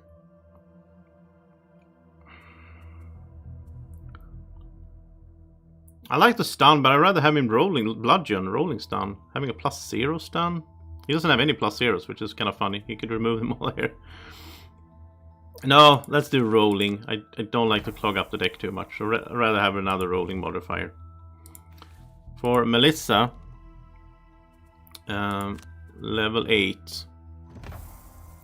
Tranquil Trail. All allies may perform a heal 2 self actions at the beginning of each of the... okay, so that's a straight up... wow, that's a straight up upgrade to the Soothing Lullaby. The insane thing is, though, she has this one, Melody and Harmony, so she can have 2 songs active at once, which is almost the same system as the Dooms and everything, right?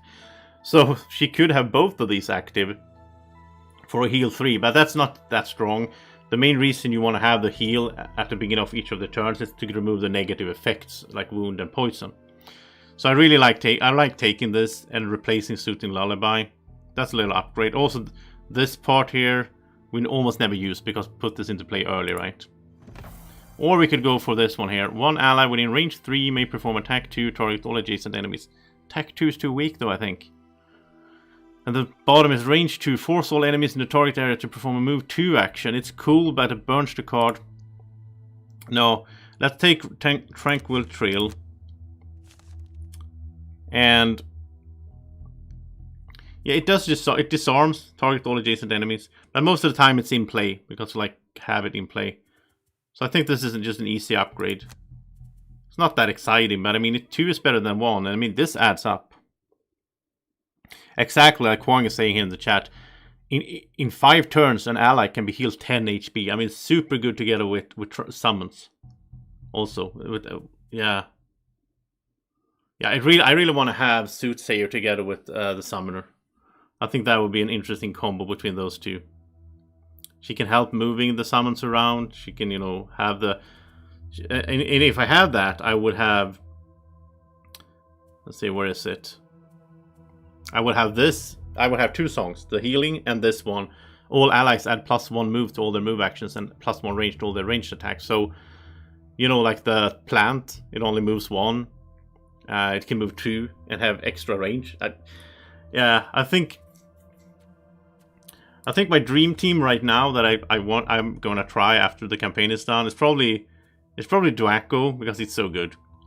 Like Dwacko, or basically like the, you know, Plague Herald, the Soothsayer, the Summoner, and then the 4th, I don't know if it's maybe the Mind Thief. Maybe that's my dream team. Or maybe, I know actually, I think it's Darko or the Night Shroud. Yeah, I think it is, because he goes very well together with the Plague Herald as well, with all the dark energy. I think that's the dream theme. I think we'll put that together. We'll make that happen after the playthrough, after we complete the campaign, which sadly will be very soon. We've done 52 quests, so yeah. I mean, we have some side quests down here we can do, of course, but I'm excited about the side quest in Gloomhaven, so let's go do that. But first, perk for her. She has a really, you know, she has a cool modifying deck, but she doesn't attack that much. So we have the rolling curses. We have the 3 rolling +1s. Removed some bad ones. We can replace zeros here, so we can replace a 0 with something else. But I actually like this one. Replace the -1 with a 0 stun. I like that. She also has 2 +4s, which is so insane. She replaced 2 +1s with 2 +4s. So I mean, her modifying deck here is really cool. And the stun in there, wounding, cursing, +2 curse, yeah. I almost wish she attacked a little bit more. I mean, she has the little Falcon figurine, at least. Okay, it tends to die very quickly though, most of the time. Let's level up Cragheart, level 8. So Rocky End, destroy all obstacles within range 2. And then attack where X is twice the number of hexes the destroyed obstacles occupied. That's pretty good. I kind of like him. Yeah, it is. The synergy is good there in my dream team. So I like this because sometimes it's so... He puts out the obstacles and then it's so crowded and it's so hard to move around. It's good if you can just destroy them as well. Move 6 must end in a hex adjacent to an obstacle. Okay. Or Lumbering Bash. Move 2, attack 5. Oh, I like that. Moving on the top. And then attack 5 and doesn't burn the card. The bottom is at the start of your next 5 turns, perform a heal 2, range 2 self-action. Oh, that's also good. That's good if he needs to like heal a lot of friends.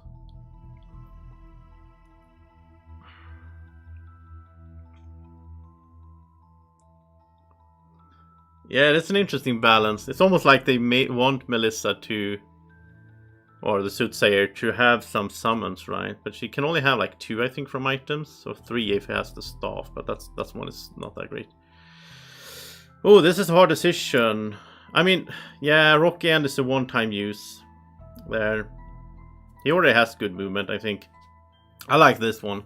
I really like him being able to move on the top and then attack for 5. Also puts Earth in there. And if we get into a tough situation where we see that everyone needs to heal, he could just switch over, put this into play, and start healing. Yeah, we'll get that one. So, it's an 85 though. I think we'll remove something that has to do with obstacles, because I feel like that's so situational. I mean, this one is pretty fun though, creating those. That's a way to block in some enemies and so on. I think we could get rid of this one though. Destroy an adjacent obstacle is just one time. Almost never use it, so let's do Lumbering Bash instead.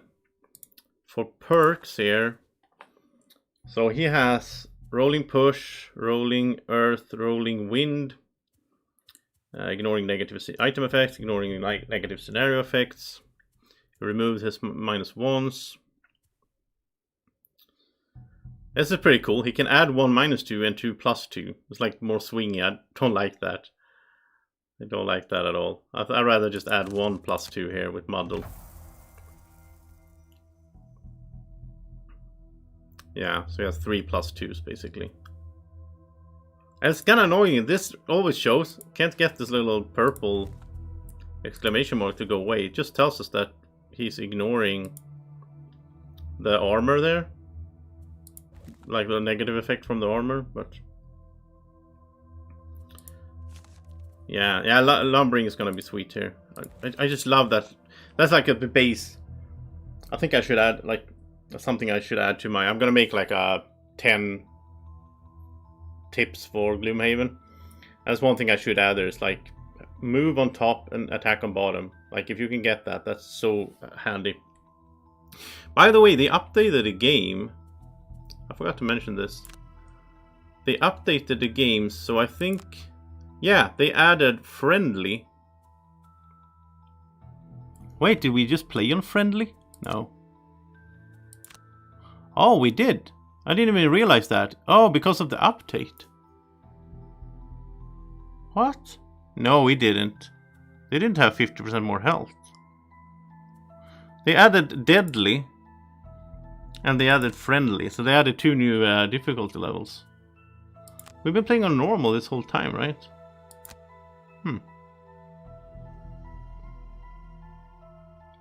Yeah, we have, because gold and everything hasn't been... Maybe this scenario, because of the update, maybe this scenario wasn't friendly then. Huh. Without me knowing. Did it automatically set it to friendly? That's weird. I started the campaign on normal. Okay. Okay, now I'm curious to see how that affected. I don't know how that affected things. Okay, gold-wise, I don't think we can buy anything. I'm curious to see now. Was that unfriendly? How much gold did we get from?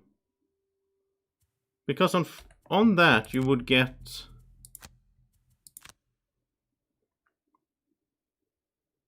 One level lower. No, we didn't have that. The heroes had 50% more health. We didn't play with that. I would have seen that. And they would have had... Yeah, he would have had more than 14. I never seen him have more than 14. Ah, that's strange. That's really strange. But I just noticed when I read Facebook on the Gloomhaven Facebook group that they added this, like... I think it's good because some people were really struggling with the first 2 missions.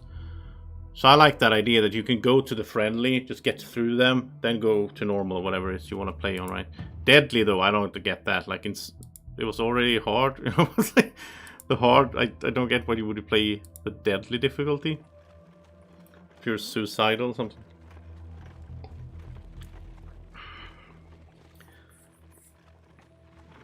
You hold the summoner's staff in your hand and concentrate on its vibrations between the planes.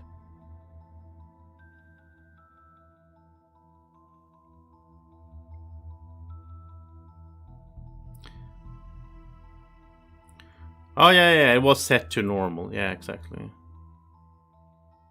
Yeah, because I would have seen right away if Plague Herald all of a sudden had 21 health. that I would have been like, what? Yeah, Kwong, people play differently. I play board games like this as well. Quick and loose, and I don't like to sit around and think too long. That just makes it boring. At first, with all that water rushing out, but the staff is speaking to you, inviting you to cross the threshold into another plane. I almost see it as like if I want to like challenge myself and become better at board games, that's how I want to do it. Like I want to be able to play quicker and quicker and quicker, but still do good decisions. Like take quick decisions, not become better by sitting around. Like, but people are different. I have friends that are really slow in games, so. You cannot help but feel as if this whole series of events was more than just coincidence. You were meant to find the staff in the road. You were meant to travel to the plane of water. You cannot fathom why, but you're willing to find out. You swallow the breathing orb and let the staff take you away. Not the breathing orb again. So disgusting. Traveling across the planar barrier, it feels as though you're being torn apart. But the trip is thankfully short. Just as your mouth opens to scream in pain, it fills with water, and you open your eyes to see that you have arrived. Hostile figures gather around you as you contemplate your purpose here. Okay. So, kill 3 or fewer. No, let's try this instead. Having low health at the end of the scenario. Use equipped items is very easy if you have the comfy boots. I don't know about her.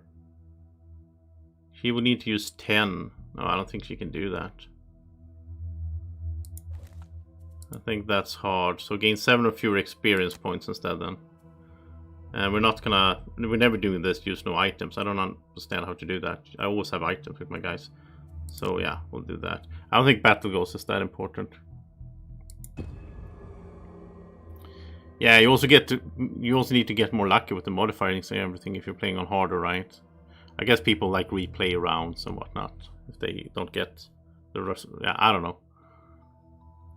I think that's the thing I hate most when it comes to games, like both board games and like computer games. I remember back in the days, I would never play like Dark Souls, like a game that is super hard and you just have to try over and over and over and get it exactly right. Like that doesn't appeal to me. I know some people like that type of challenge. For me, it's more like I want to experience games, experience campaigns and adventures and stories, and have a good time. You know, I never got that thing with the.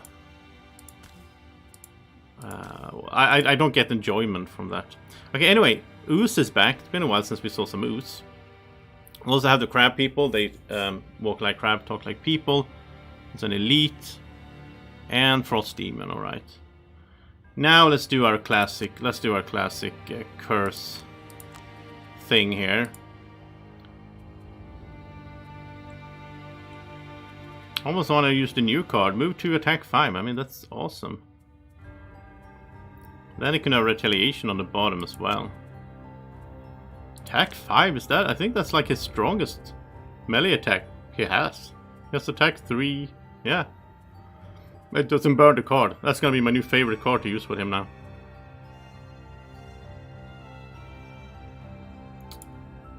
And she's going to bless and I think also curse. She'll help with the cursing a bit here, so we can get to 10 curses as quickly as possible. We'll use this, and I think we'll do that right away then.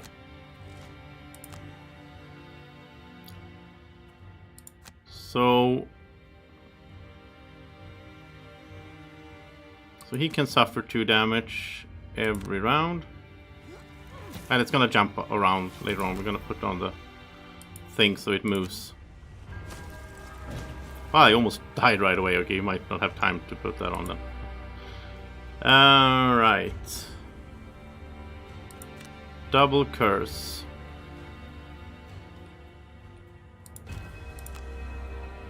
These are just gonna heal this turn.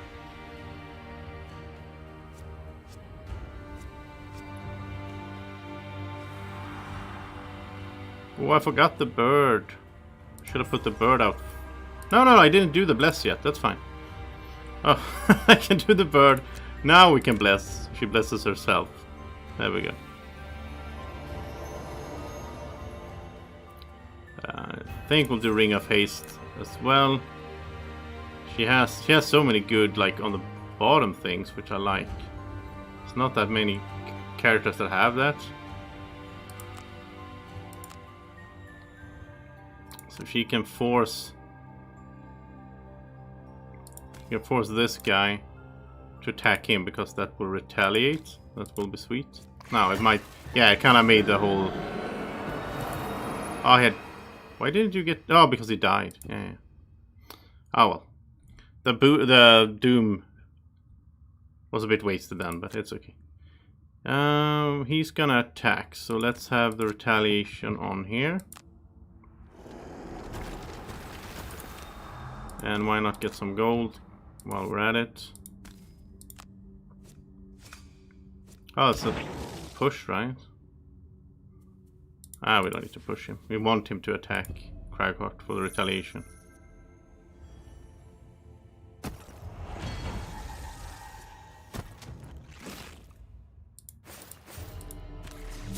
Oh, even more retaliation with the shield there. And as you can see, he got immobilized because of the helm that Kraghort has.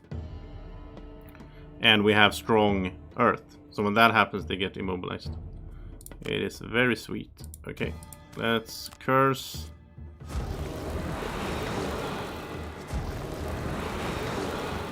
So this is 4 curses right now. And we move there. So this is 6 curses. Then we do stamina pot.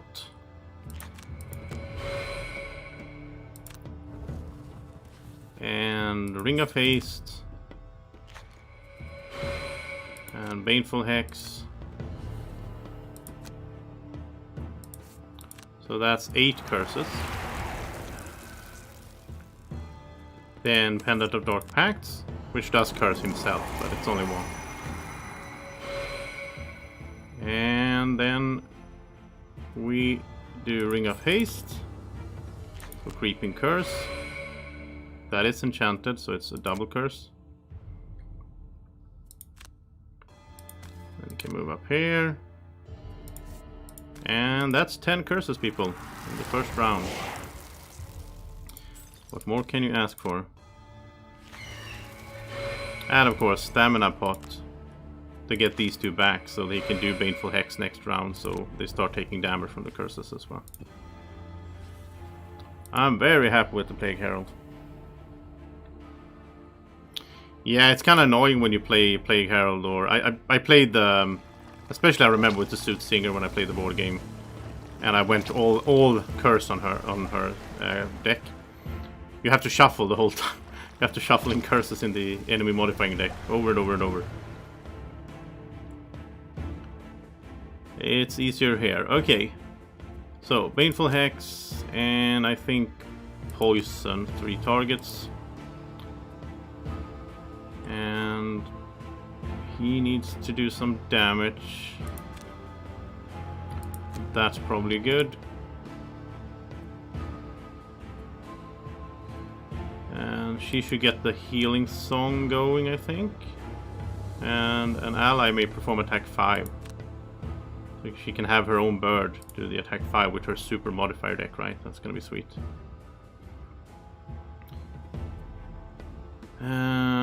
We have the Doom for the curses, but I don't think we need it right now, though. This is pretty cool as well. When this enemy dies, perform an attack to range 3, target 3 action. He can do like an AoE. Let's do that. That's pretty cool. I like that the Dooms doesn't burn the cards either. So he can get the cards back later on. Not like the Augments. Or, oh, look at that. The bird stunned the Ooze. The Ooze wants to attack this time. Okay, so that's her bird, right? So let's have her bird. That's the stun we just put in, right? Into her deck. Look at this. +2/+2 curse.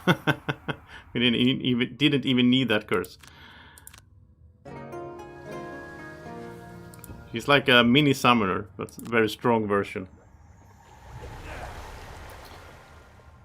Okay, so let's put this on here then. So when it dies, he can attack everything in here. Let's also make sure that it jumps. I guess he's not within 2 though. Ah, well.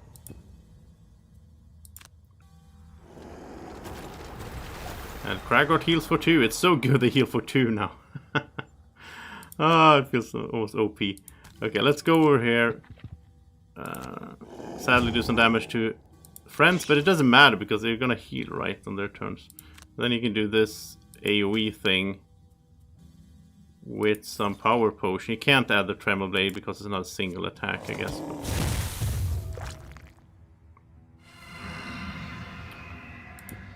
Alright. Jade Falcon heals himself.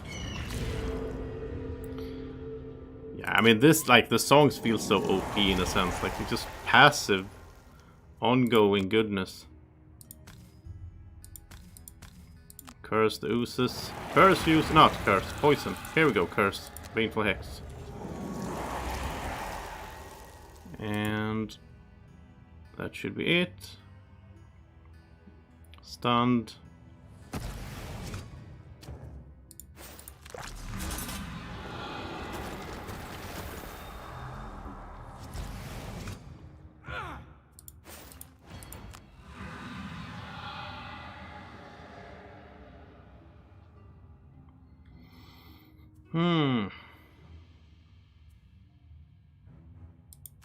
They haven't drawn any curses, so they're still at 10. We almost don't need to heal because... Oh, they're poisoned, so they, yeah, that could be helpful. Does he have anything on the bottom here we could do? He doesn't have much at... He doesn't really have attacks on the bottom. That's a burn, like he can jump and all that, but that's burning the card, so... I'm not doing that if we don't have... Not this early. Add +1 attack maybe to range. That's pretty cool.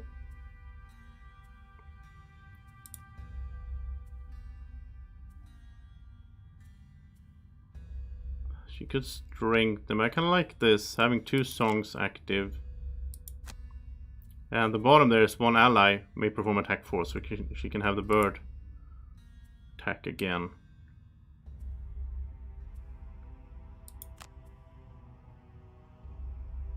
I like this new one as well here. Move 3, heal 4 self.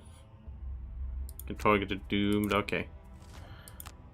Yeah, this is probably not going to be that long of a scenario. By the way, we should read this. I forgot about this. Goal is to kill the Lurker King. The mercenary holding the Lurker King's claw deducts 2 move from all their move actions. All mercenaries and mercenary summons deduct 1 from all their move actions. Okay, so we move less. And I guess when we kill the king, we get the claw. Lurker King's claw. Who has the Lurker King's claw? I'm confused. There's probably something in here then. I don't know. Because the goal is just to kill it. But there's also an exit space here. You know what? I think that this is not the end of the scenario. I think it says kill it first.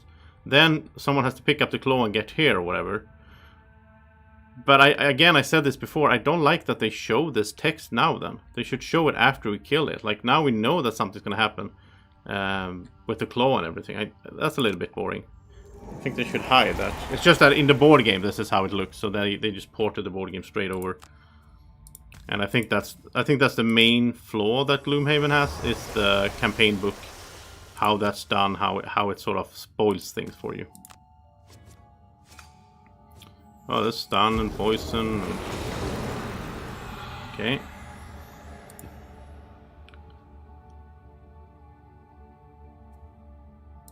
Yeah, so he was stunned.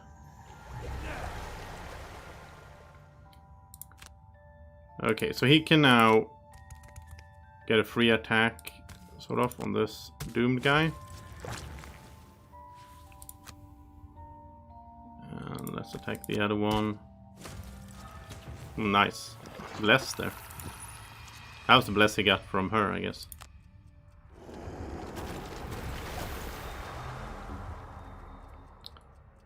So he can add +2 to his ranged attacks, and then he can ranged attack. Nice. And now it can... Oh, now all of a sudden... Doomstalker gets extra attacks on 3 targets, right? Because he died, so...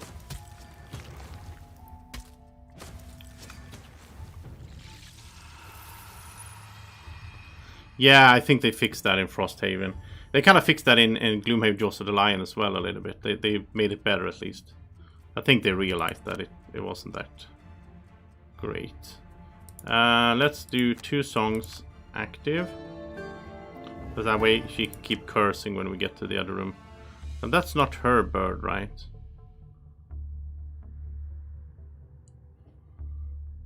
It's always hard to tell. Is that her bird? From... No, that's her bird. Okay, so it can't attack, so we'll have the other bird attack. That went fine as well.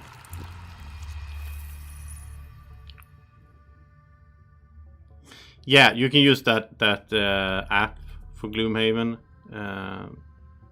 to keep, you know, to hide better. Do we need? Yeah, I think we need flying, especially since I'm sensing that there's something with like moving something later on, and then he's gonna be the one to do it because he can fly over stuff. 6 move sounds good. That sounds good, and she's gonna have to lag behind as usual. This is moving on the top together with like a move 3 jump. That could be a thing.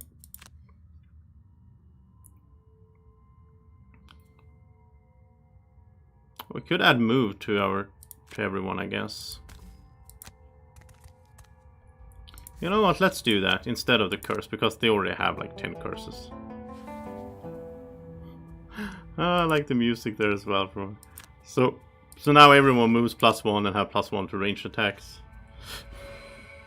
And she can help the birds move, and she needs to move herself. There you go. She can curse in other ways, of course.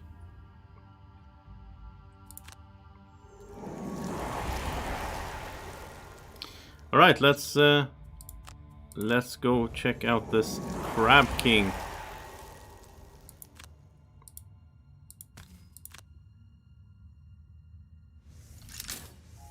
That was laggy. So much to handle, I guess, in this room. Move into a large open chamber and begin to feel the effects of a powerful current. Peering ahead, you can see a large, formidable lurker struggling with a smaller figure. At your arrival, the crab-like creature looks in your direction, and a chorus of aggressive claw-clicking reverberates towards you through the water. The gargantuan lurker pushes the figure up against the back wall and touches it ceremoniously with the tip of its claw. In a flash, the figure is encased in a cage of ice, and you're finally able to recognize who it is. The Summoner. You were meant to come and save her. We're gonna save you, Summoner. Just talked about that we need you for the Dream Team. Even if you have to tear off that thing's claw and use it to dispel the ice, well then that's exactly what you will do. Oh yeah. So Summoner is trapped in this ice over here. So cool. Treasure chests in the corners. Lurker King isn't... Oh, he only has 15 health. I thought he was going to be a super big boss, but okay. He probably has other annoying stuff. Target 2, shield 2. And he doesn't have any immunities. He has all the curses. Okay, that's pretty good then. Now there's a lot of enemies here, of course, but this could have been way worse, I think. Damage 7 traps. And okay. So these are gonna move 3, attack 5. 1, 2, 3. Where's the 1, 2, 3? They're gonna attack 5. Okay, we can move a little bit without getting hit. 2, 3. We can move there. And you don't need to heal. Let's see, we could make them after they move, I guess. We'll let them move first, then we make them go into... One of them can go into the trap. 7 damage. I love that it's 2 healing now. So good. I can't move 6 in a straight line, but he can move 6 here by using that. Oh, we gotta read this as well. Okay, so it updated.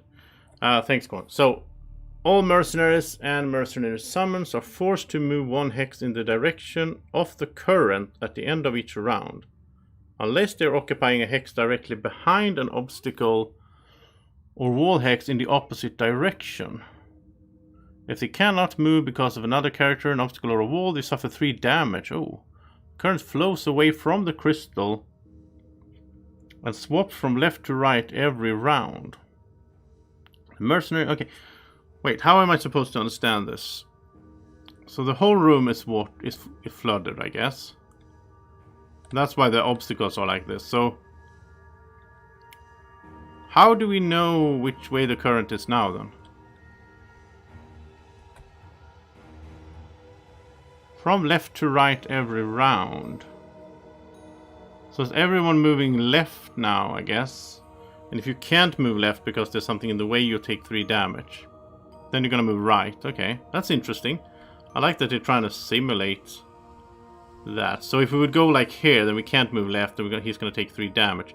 I mean, we're constantly healing, so I'm not that worried about that, but... I think we'll move here then. If I understand this correctly.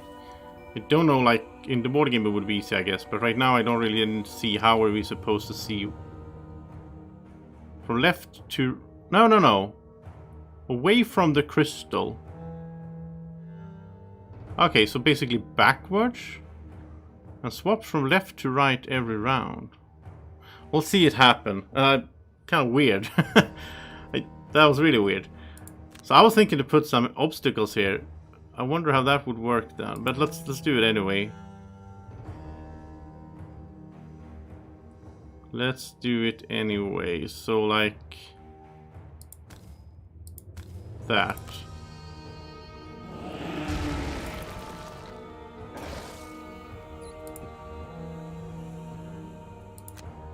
Interesting. So gonna push us.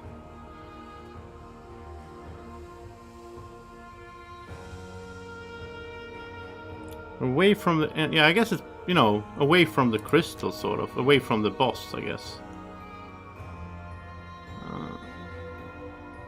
But I have a hard time seeing how I should plan this out. Yeah, I'm not that worried. If we take 3 damage, you know. There's a lot of enemies in here, though. That could be problematic. I like how you can put the obstacles and make them go like you want. Like this guy has to go through the trap now if he wants to get to us. Look at that. So basically Cragheart made him go into the trap. I love that. Oh, you're gonna summon, of course. Stupid oos. Why am I not surprised? I guess we don't need to kill everything. We can just kill the king. And then get the claw up there. I guess that will be annoying that if you keep getting pushed back.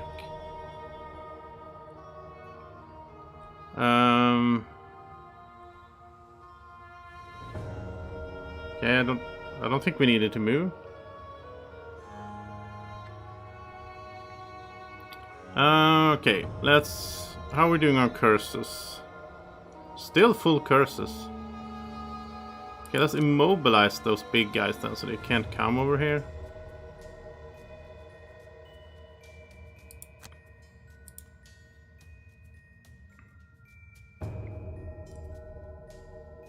Well, that's pretty good with the muddle there. She can help the bird move, and she can move herself.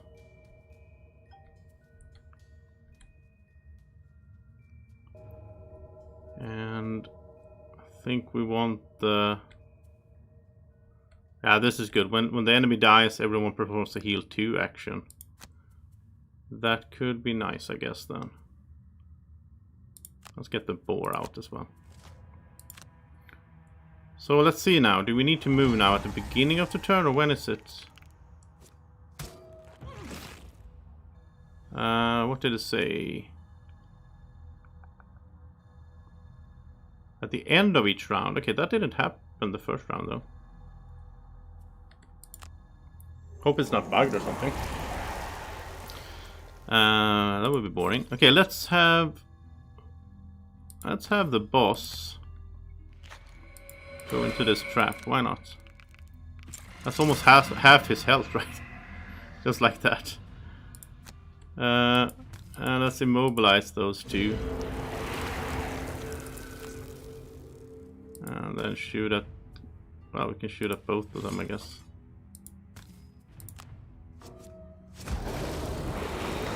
That's the easiest boss I've seen in terms of like life and so on. Let's help the bird out a little bit. I wonder if that applies to...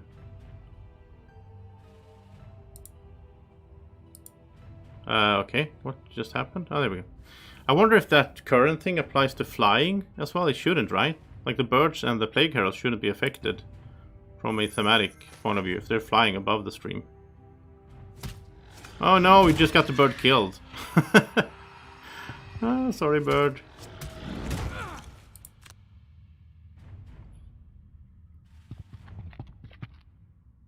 There's traps up there as well, so... All that ooze is gonna be annoying, but...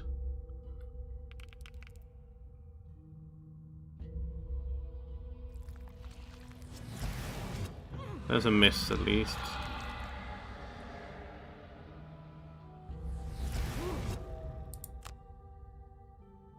Yeah, as I said, the ooze, the ranged attacks, and they can multiply. It's gonna be super annoying. Yeah, but the boss thing here is that it's so many enemies, I think. Like, tough enemies and all that. That's gonna be the main problem. Not the actual boss himself.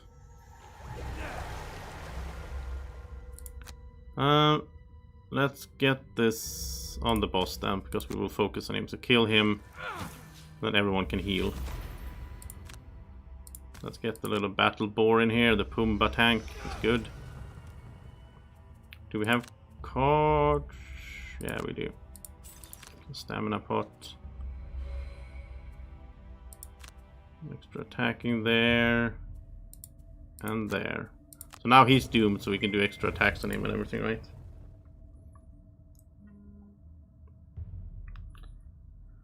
And heal.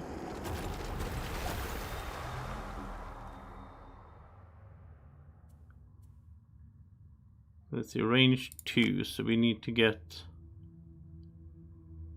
I think we'll go up here. Somebody has to deal with the ooze.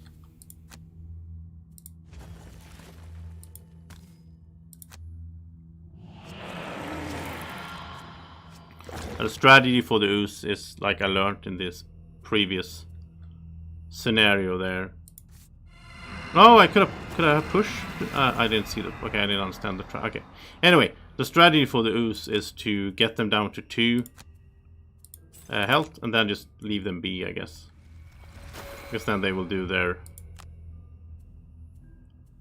summoning at some point and they will kill themselves. So.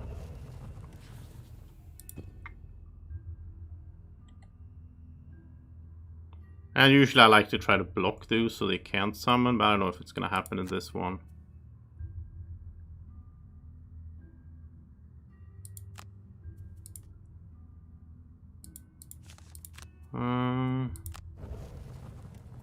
I mean, she has her songs here, so basically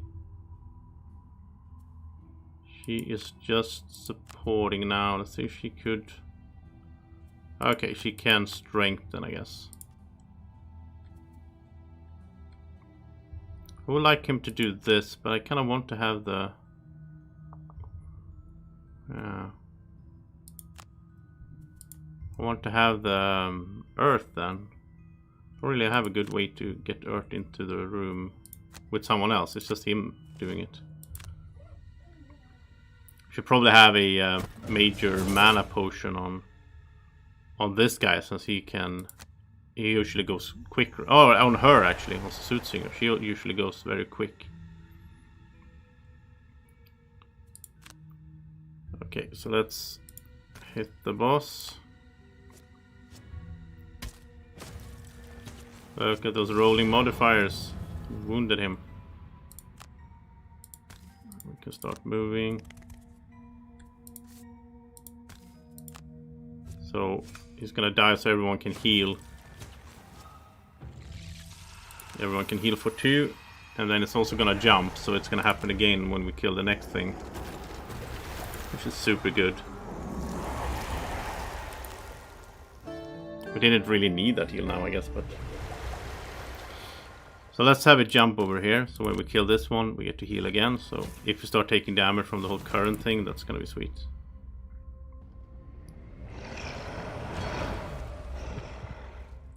Oh, they just shield move. Okay. And if we had fire in here, they would take damage. Yeah, okay, it's because... But then we should take 3 damage, right? It said if you can't move... do you suffer 3 damage, but... I don't know.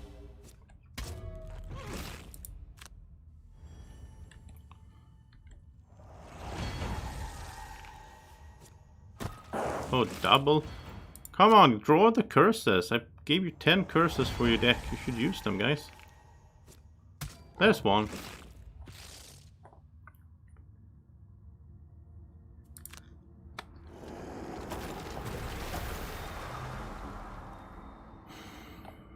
Yeah, this feels a little bit wasteful, I guess, without the...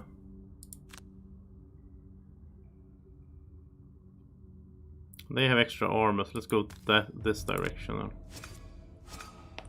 Oh, +2 and bless. And push. Look at that. Okay, this time we are gonna push him into the trap. We're not gonna miss that. Nice. And they get immobilized. Okay, then we do this. He's doing damage. And I think he'll just stay here. Yeah, he'll just stay here and do another damage. Get rid of that frost guy. Put a card on this as well, why not?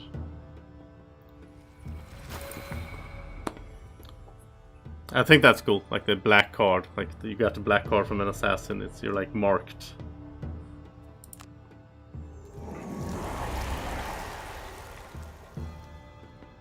Sadly we don't have that.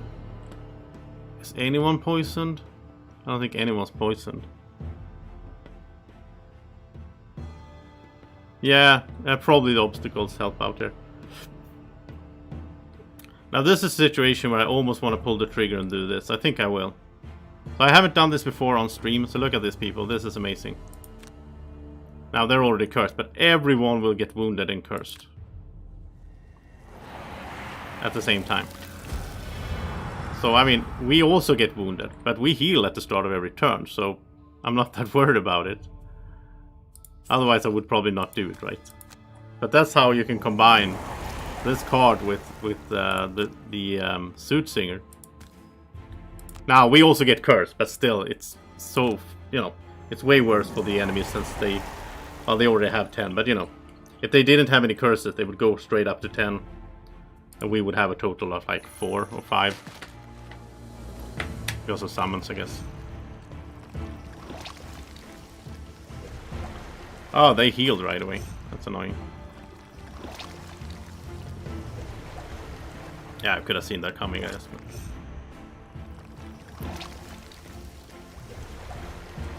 I think that's such a cool effect. Like everyone, especially when we have so many enemies, right? Annoying that the Ooze was gonna heal. If I'd seen that, I might have waited and done it next turn or something. I don't know.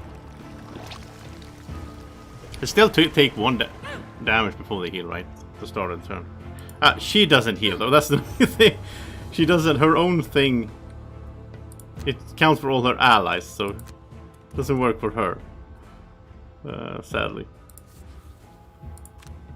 Strengthen everyone though. Should probably get... Oh, now she got pushed back. Look at that. You see that? She got pushed back. So it does work. It's just that it doesn't affect... It does say that you should take 3 damage, though, If you can't be pushed, which I don't think we have done. I don't think we've taken that damage, so I don't know. Okay, now we need to do some massive AoE here. It's just way too many oozes to be healthy in here. Okay, retaliation is probably, if they attack, it's good. Never know though.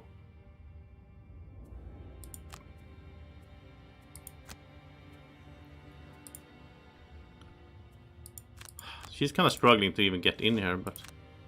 Okay, they're gonna summon now.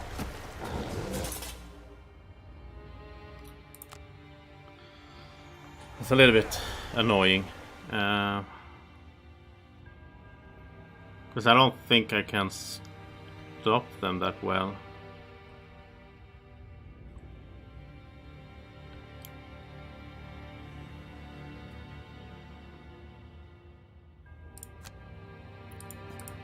Yeah, he's just gonna have to do a standard old boring attack, but it's a +1.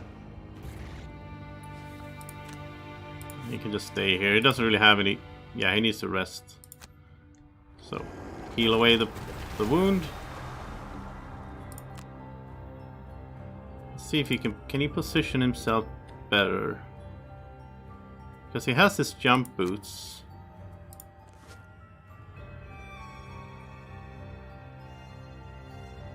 I can only get to attack 2 of them anyway. Unless I'm missing something. That would be 2. Yeah, I think it's 2 enemies no matter how I do it. But by standing there, maybe he can block a summon space. No.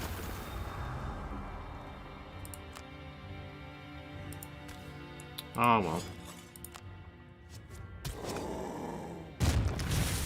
Okay, that's gonna die at least when it tries to summon. I think Kragort can go take the treasure chest later on as well. And they killed the pig, okay. There's a miss.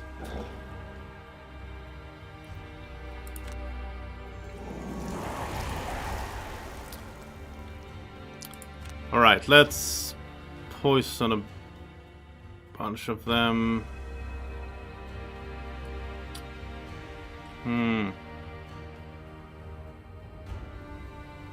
So we can get 3.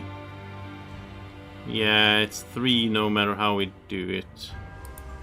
I think that's what I'll go for, because that's gonna stop a summon.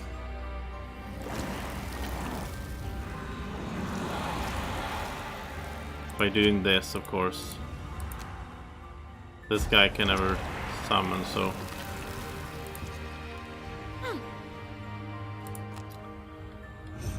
Okay, let's see if she can get in there. Now she also, everyone's moving -1, so she's only moving 2 with her move 3. Kinda annoying. Okay, he can do a move 5 at least, so we can get him over there.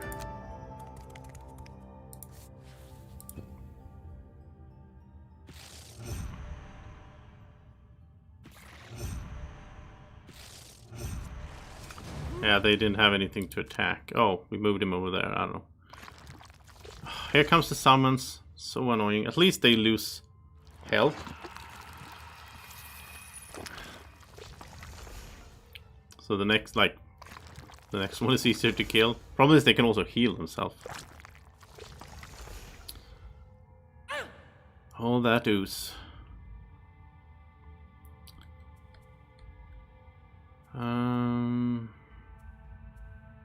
Let's do that for Muddle, I guess.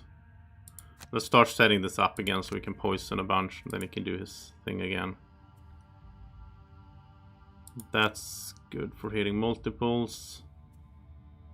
That's good for hitting multiples.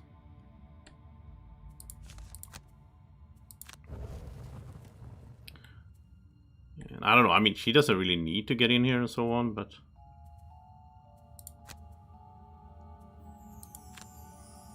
She's mainly around just for the songs.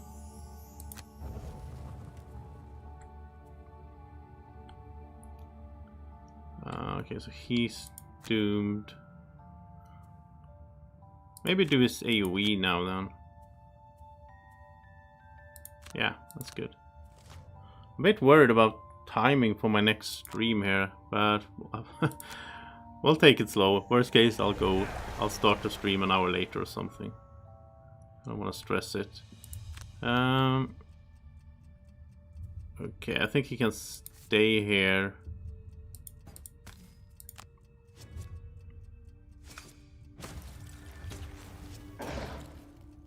Okay, so that's dead. It's wounded, so it's gonna die. Now he can attack these two. I just realized that when we killed the boss, where did the claw go?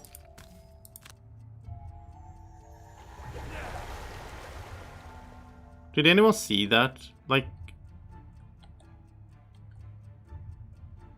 says bring the Lurker's King's Claw to the crystal. Who has the claw? It's that situation again. It's like in the thing with the well and we need to throw the doll down there and I didn't figure out who had the doll. Can we see that somehow? I don't know who's supposed to go there. I totally forgot about that. So he died like here somewhere. Did he get it? I don't know. Someone has the claw, obviously. Since it says bring the Lurk... I've been just sitting here fighting. I totally forgot about that. It's so annoying that it doesn't show. How were you Yeah, we had that issue before with that other scenario. So I don't know... I don't know who has the claw. I think logically... Maybe Plague Heralds. Maybe Plague Heralds. Wait, where can I push you? Oh, I can push you over there. I don't want that. I mean, the only ones that have been close to where the boss died. He died sort of here somewhere. It's the Doomstalker just now, but Plague Herald was here earlier. Oh, that's annoying. I hate that we can't see it. I think that's a huge flaw in the game design. Should show you. Oh, it attacks her. So now I don't know who needs to go up there, basically, but I guess both will then. We'll send Plague Herald up there and we'll see what happens if it... I want to get the treasure chest first, though. There you go, stupid ooze. Kill yourself. And another one. Oh, he didn't... Oh, that was a normal miss, I guess.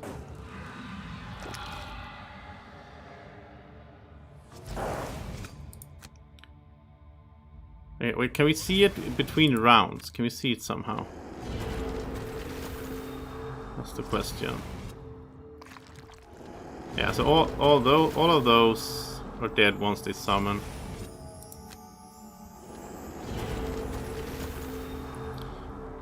Can we see it on him somehow? It should be a condition. It should be like active ability. It says, oh, you have the claw. Or even show like an item or something. Yeah, I don't know.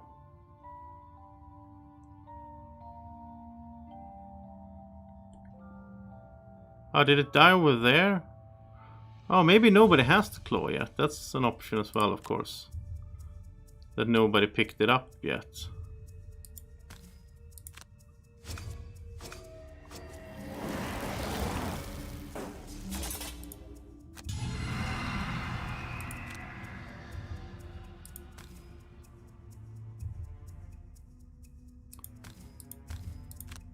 Let's kill these guys then and see if we see it on the floor. In the other scenario, we did see we saw the doll that we needed to transport. It was like on the floor, so.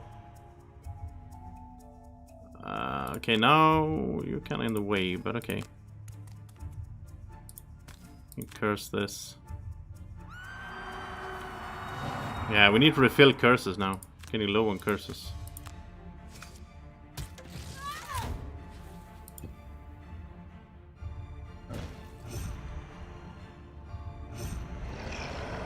Now he dies. This will move. Everyone gets to heal for 2, right? No? Why didn't everyone get to heal for 2? That's the Doom. That's weird. The guy with the Doom... Oh, look, it's bugged. Look, this guy is still standing here. Oh, the game bugged out for sure now. Look, the Frost Demon is standing here, but he's dead. And it didn't register him dying. It did move the Doom, though. That is weird. Don't know what happened there. So it didn't register that, so then it counts it as he's still around. Huh. That's very strange. Is he gonna die later on? I don't know. Weird. Okay.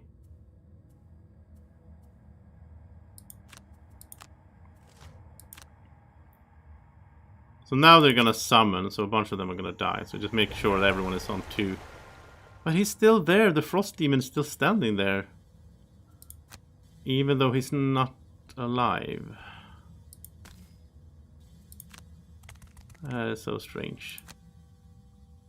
Maybe it messed up because of something with the water and everything, and I don't know.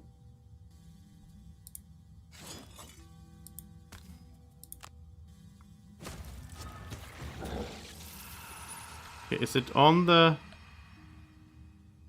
Yeah, look at that. No. There's no... Yeah, it is. Lurker, King Claw, and 8 gold.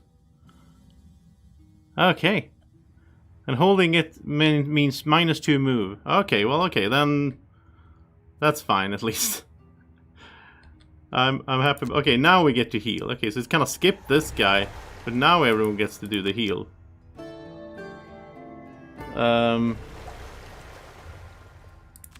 Yeah, okay, so it's on the floor, so we'll send Plague Herald, I think, to go pick it up. And now we can move the boon as well, so let's move it over there. Oh, it's not a boon, it's a doom. Okay. And she can go disarm. Because why not? And you can smack this guy a little bit as well. That's a miss, though. Yeah, she was cursed from the Plague Herald.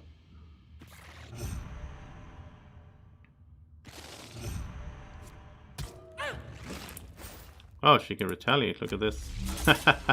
Died from retaliation.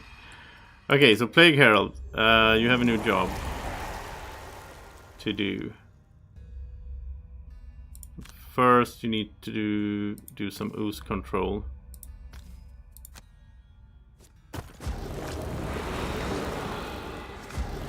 That's not enough. It's not enough. Now they're gonna multiply. Okay. Okay, so he's gonna now he's picking it up. So now let's see if we can somehow see that he has it. I don't think so. I think we're just gonna have to remember that he has it. Yeah, I don't see anything there. Maybe it doesn't update until we're done with this turn.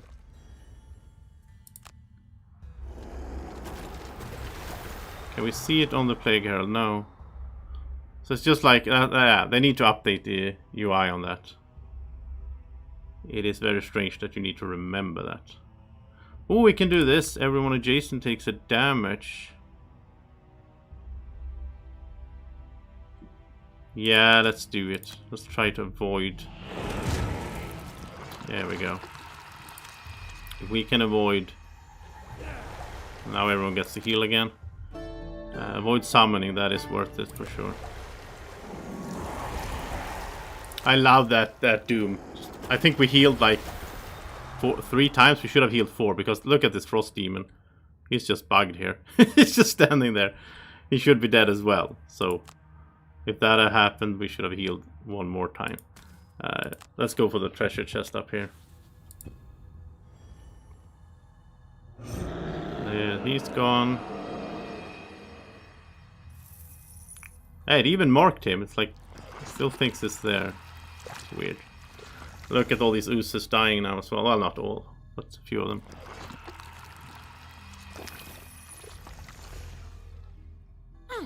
And look at that. What? Look at this. This got stuck on the screen now. Yeah, and that's from him.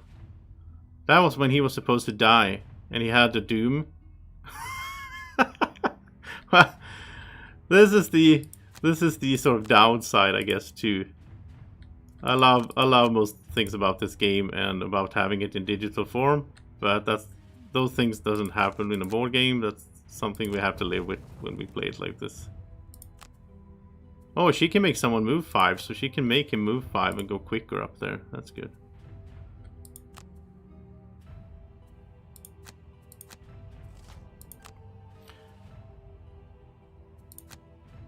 Okay, so you can heal.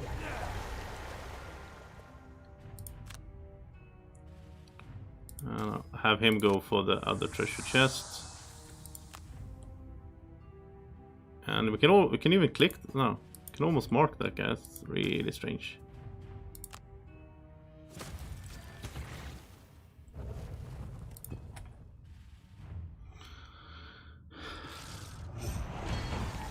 I'm gonna be a little bit helpful here. I'm gonna go like that. I'm gonna take a print screen. I'll do a bug report later on tonight. That could be helpful for them to see that.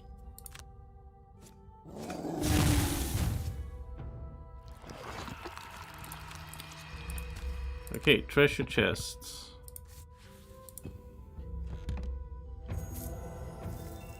A perk point? That's pretty good. I guess it's the same in the other one then. Which means it's good that we didn't have the Plague Herald go there because he can't get perk points, so. She's standing on gold already? How is that possible? Oh, she got pushed probably by the thing. So then she should just stay there. And she should make him move 5. And yeah, he gets to move the full 5. This is not affected by him carrying. Oh, that's like... We're almost cheating then. Because he's supposed to be moving slower, like -2 because he has the claw, but she can make him move 5. Look at that. I don't want to end it though. I want him to get the other treasure chest, actually. Yeah. There's no reason to not get that. So let's just stand there outside the thing.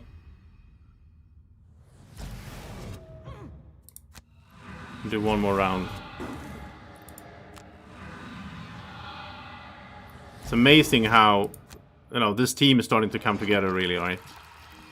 Starting to feel like I did back with the other team I had a few days ago.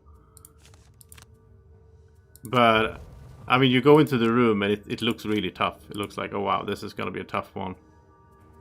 But then it turns out it's not a huge problem. All those enemies and everything. Can you get some gold? You can move in a straight line, right? Yeah. And maybe she can get some gold. She can, right? With move 2. Yeah, that's fine.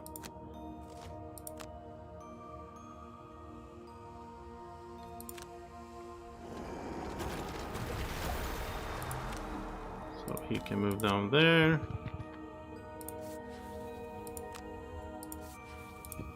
You didn't even need to use the super healing pot. Those songs are so OP. Just remove the... It's like, oh, you're... Wait, he can get some XP. It's like, oh, you're poison. Like, just remove it automatically.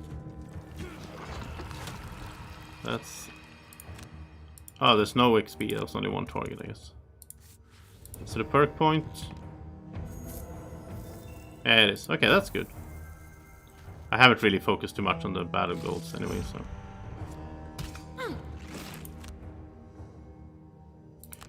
Alright, let's end this.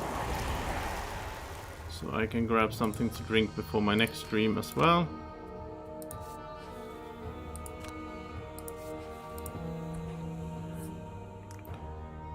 And she can get 2 XP.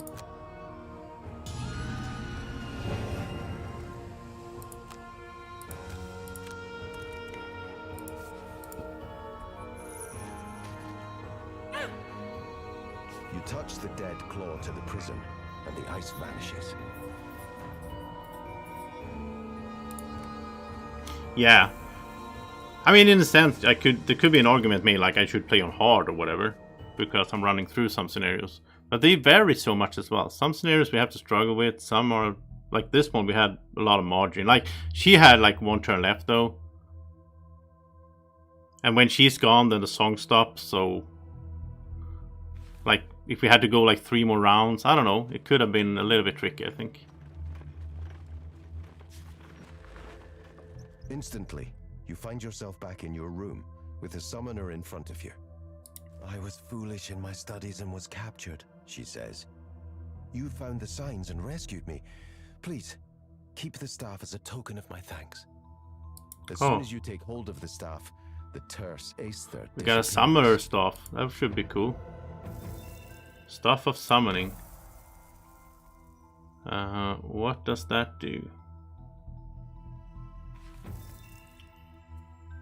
During your turn, a summoned ally within range 3 performs a move 3 with you controlling the action. Wow, that's disappointing. That was not as good as I was hoping. I mean, I guess it's good for the summoner.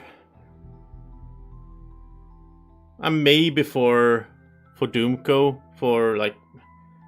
But that's a 2-hander. It's not worth it.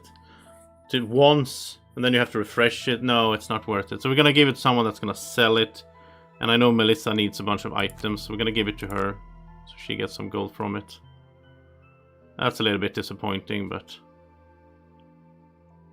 Yeah. City encounter. We can join expedition. We get 10 XP. Okay, so... Yeah... I don't think this is worth using. I'd rather get 30 gold from it. He got a perk though. Let's do this then, I guess. He gets 1 -2, but he gets 2 +2s, so. Okay, getting close to level 9 as well. Life goal wise, he just needs to have 200 gold, so we can get rid of him whenever we want. We're gonna do this maybe tomorrow or like something. Do this. And he needs to do enchantments, which is sort of like having a bunch of gold, right? That's the same thing. Like, what? I think 30 is the cheapest, so that would be 120. Right. I think that's it. And, yeah. I'll be back tomorrow for more Gloomhaven. Same time. And in 15 minutes, I'll be online again for another stream where I'm going to do Pandemic Hot Zone Europe on the table. So don't miss that as well. It's going to be a shorter stream, but it's going to be fun to play with Draco and see if we can save Europe. Thank you so much for watching, everyone, and have a great evening, morning, or whenever you're watching. Take care. Bye-bye.